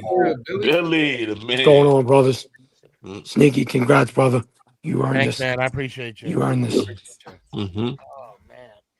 Oh, just and for X, by the way, X- just a little FYI for you, don't count on meeting Sneaky in Dallas because when I went there, I didn't get to meet him, and I was really disappointed. It was hard, man. Yeah, because you came down and I think you let me know like a week in advance. I think. Yeah, I told you, bro. It was sometime, yeah, but it was You had just a bad family, timing. shit going on that weekend. I understand. Yeah. But hey, This there's year I always think I'm this going year. out to Minnesota. Oh, okay. Mike, I really appreciate you, man. Of course. And I still hate Saquon. Hey, hold on. Oh boy. Oh, you got him started, Sneaky. Oh boy, got him started. Oh no. I still can't believe that Tiki was like, he needs to be on. Yeah. Anyway, I finally got He one. got him I started. got it. You knew it was My coming. hands on one. You know it was yo. Actually, I got two. Whoa, that's even worse. Oh, he showed. Are you still gonna wear it when he gets hurt this year? I'm just saying. Yo, I'm not even gonna lie. I'm not even gonna lie. It really just makes no sense how much I don't care about that Saquon jersey. Yeah. Tiki just left the stream, right? Like, The actual best Giant running back. Oh boy. Hey, Mike. Don't care about it. Let me hear it one time, man. Hey, Sneaky, you're a real one. I appreciate you for everything you've done for me. I mean, I've known you for years, and episode 300, man, I can't wait till episode 1,000. We'll have to. Hopefully, for episode 1,000, you're gonna have to I gotta like. do something. I don't know. How do you top what you just did, though? That's the problem. If we did episode Today was the 1,000, we all gotta be in like the same location, IRL or some shit. Like, that's gonna be live. But Episode 1,000 live from the beach in Cancun. Yeah, we gotta But get it's to hard because 301 first. it's hard because everybody's in different locations. But yeah, you'll figure something out, and you'll be doing something big for sure. But Sneaky, I appreciate you. Congratulations, go Birds, and let's go Giants out. Appreciate you, Billy. You got the floor, man. What you got? Just happy for you, brother. I know the Giants are going to make an improvement this year. So I just hope that they get it done. They get it done for you. Yeah, me too, man. Yeah. I appreciate you coming on. Hey, Billy, next week. Last week was crazy. This week, I mean, we'll see. Maybe Thursday, but I have to. Yeah, I'll have a show Thursday because I have to. And then I'll be out for the whole month of June, rest of the month of June. Oh wow! Okay. And then I'll be starting back the week after 4th of July weekend. Oh, okay, good for you. And Good for that you. Tuesday, because then we got preseason, Preseason, yeah. But Billy, let me hear one time, man. I love you, brothers. Sneaky, congrats again, brother. And let's go, Giants. Ow! Appreciate you, fam. See you, Bill. And get a drink of water. Get a drink of water. So Seth, I know Seth, I'm gonna be closing the show down. I'll see you Thursday. Man, I was doing good. Someone cue the "Wind Beneath My Wings" song. Let's go. No, right? But Jalen, let me hear one time, man. What you got? Give me. You got it. You go ahead. What's on your mind? Okay. Well, I actually did have a question for the G-Man fam real quick. So y'all heard the news about Jair Alexander getting cut, right?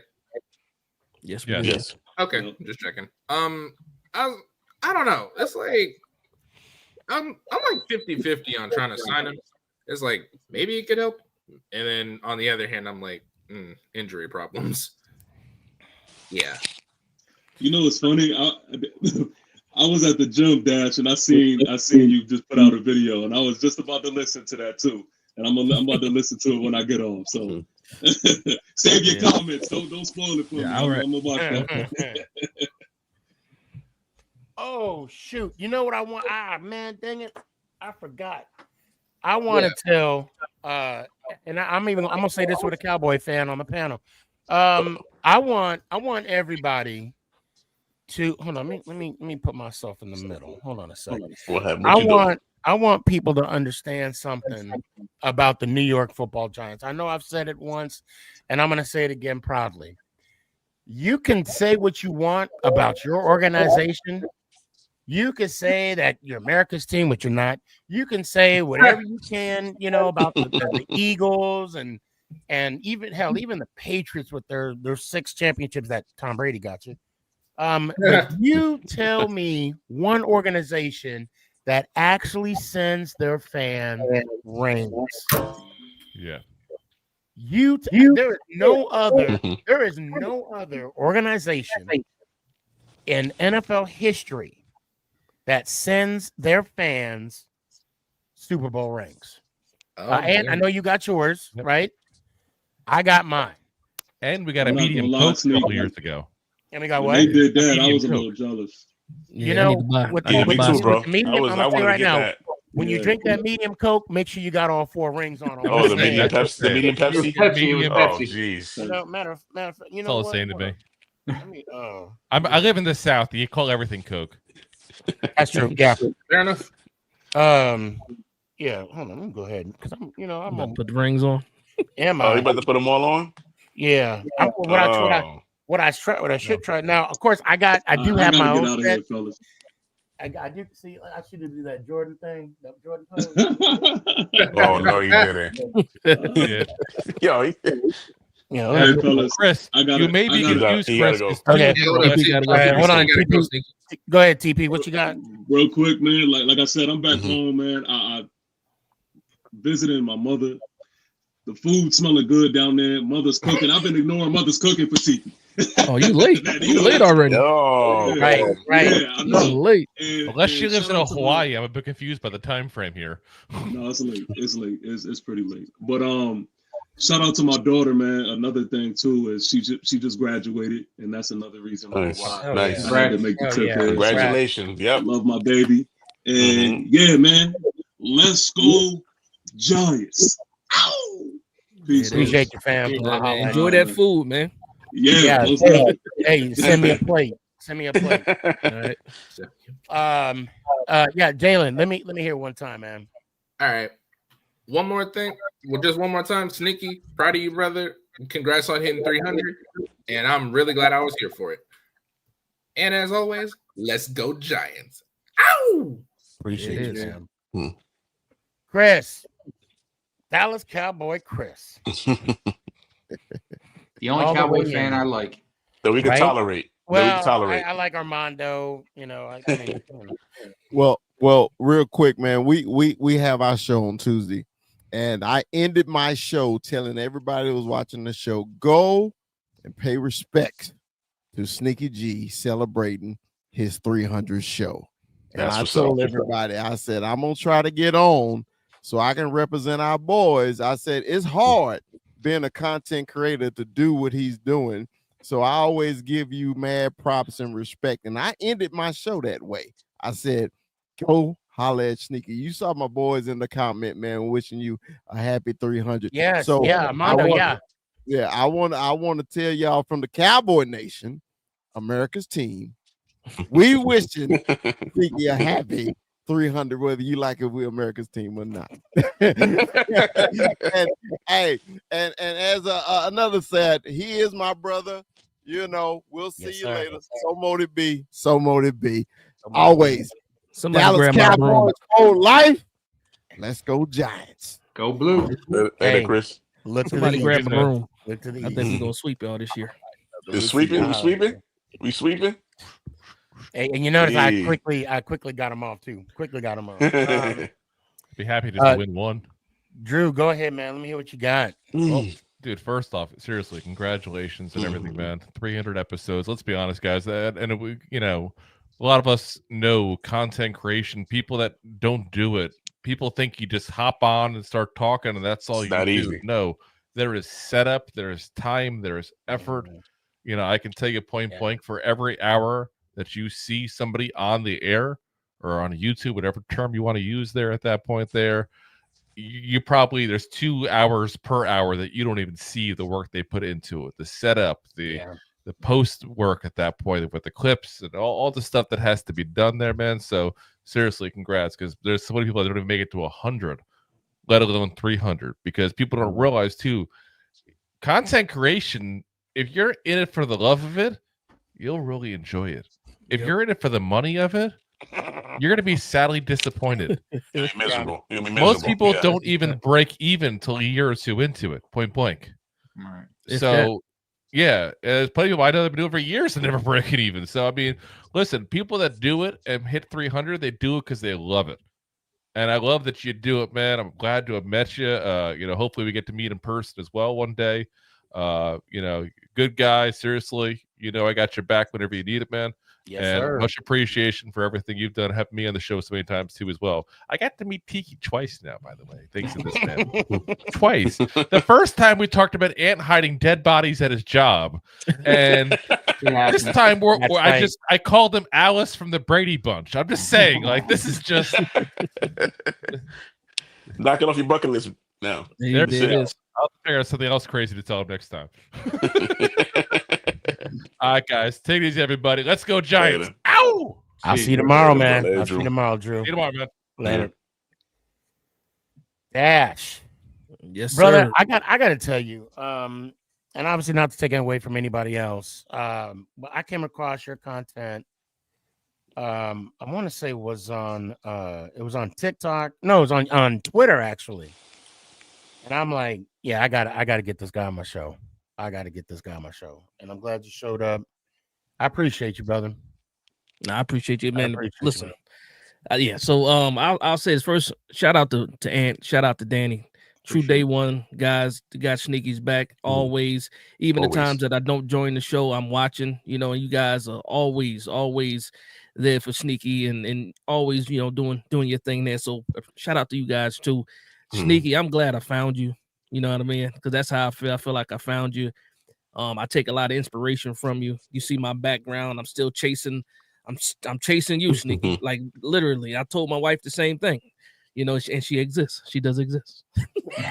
But yeah, She's somewhere now. yeah. I had to throw that in there. I had to. Yeah. Diehard Pittsburgh fan too. Diehard Pittsburgh fan. Wow, okay. That's why you got her in hiding. I get it. But seriously, I appreciate it. And you know what? From the first time you had me on the show, I felt the love. I didn't feel like I was a stranger. I felt like I was at home. And as Giants content, as content creators, period, when we try to create a space for the fan base, the more that you can make people feel like they're at home. I see the way that you interact with the chat. I try to take some of that as well, interact with my chat at the same time I do the live. So you help build that experience and let people know that I'm a fan just like everybody else at the end of the day. I want to see these New York Giants do well. We've been in a low time, but guess what? As soon as we get good again, it's going to be even sweeter because we've been through the lows. But again, I just want to thank you again. And guess what? The first time I got a chance to speak to Tiki Barber was because of you. first time I got to actually speak to Leonard Marshall was because of you and, Jared Bunch. So salute to those guys as well. And Sneaky, man, I'm appreciative of you. And thank you very much for having me, man, and treat me like family. And then again, we have to meet at some point in time. Yes. At some point in time. But yeah, salute to you though. And congratulations on your 300 episode. Oh, and let's go Giants. Ow! Appreciate you, fam. You good, man. Obviously there's a reason why I got you two last.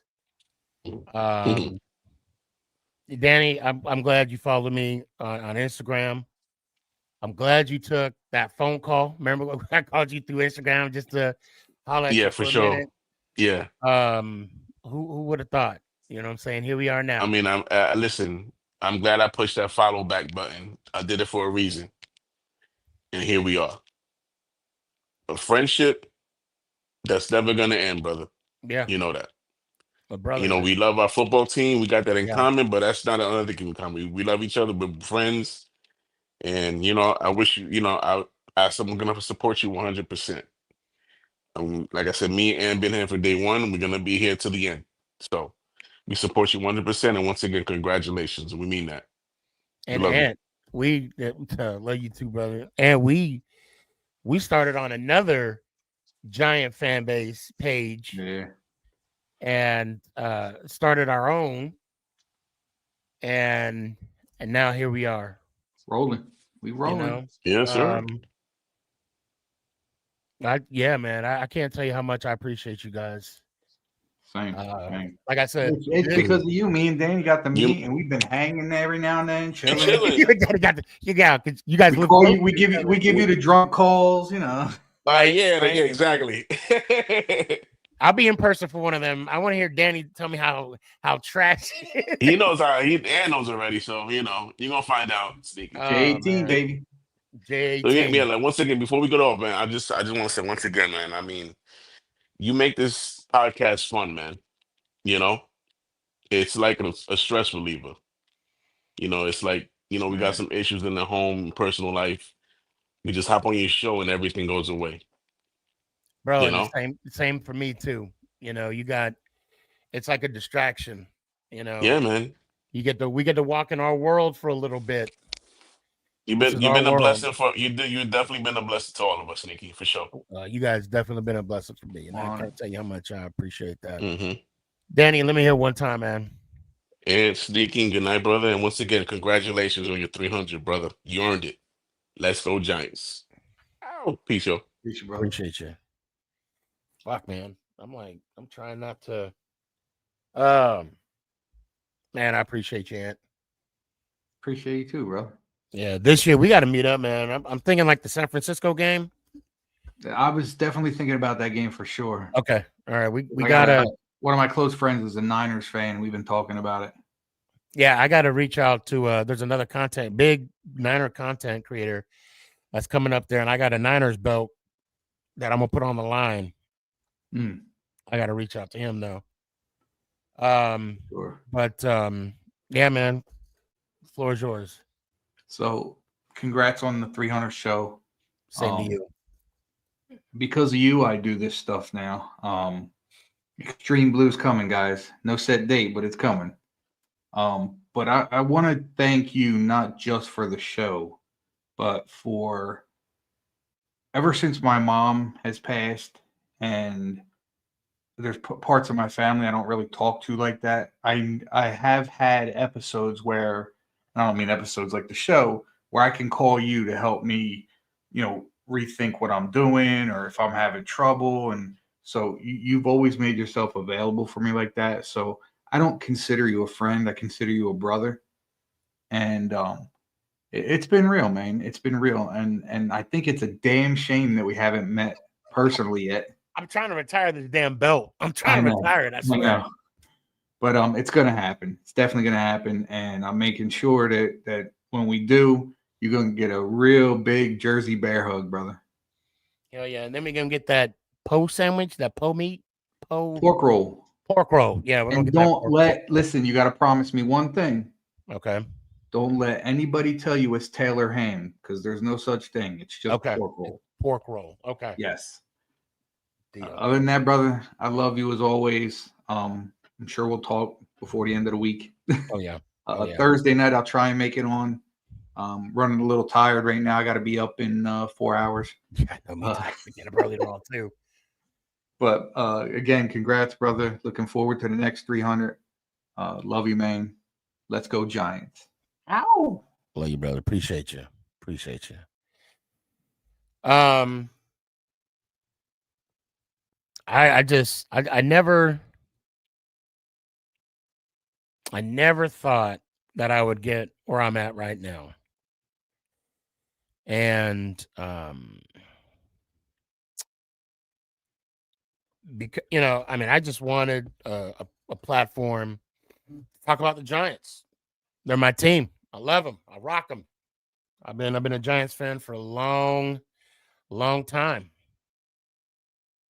And I'm just glad that I have the environment. Like, what Dad said was, very humbling for me that, we have a place to come talk, share opinions, yell at each other. But if we were together, we go have a beer afterwards. I am rich and I'm wealthy, and this show has made me rich, and this show has made me a wealthy man, but not by money, by the friendships and the relationships. I just had 3 New York Football Giants on here. I had Eli Mack on here. I've spoke to many Giants greats on this show, and that's because of you guys. The only one that's on the bucket list now, I got to meet Phil Simms. And Tanya, thank you. I can't read that. My eyes are all watery right now, but thank you. For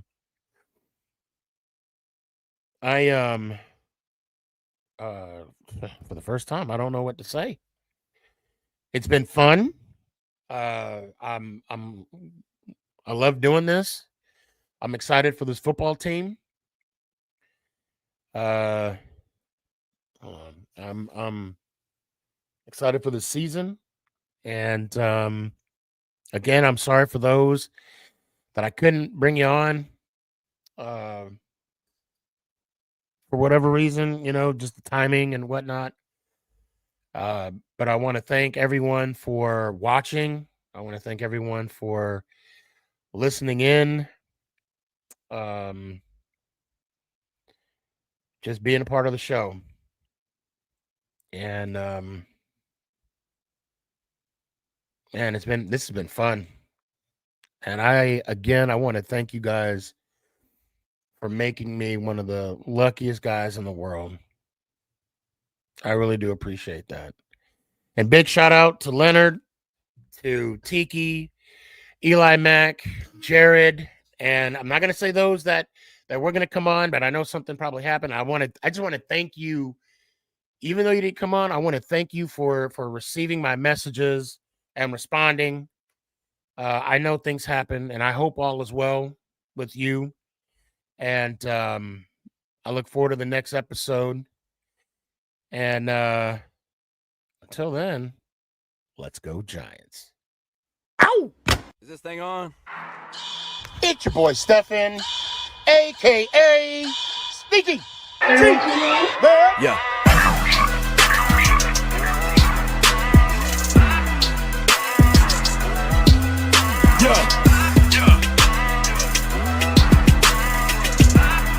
Lyrical assassin. Let's go Giants.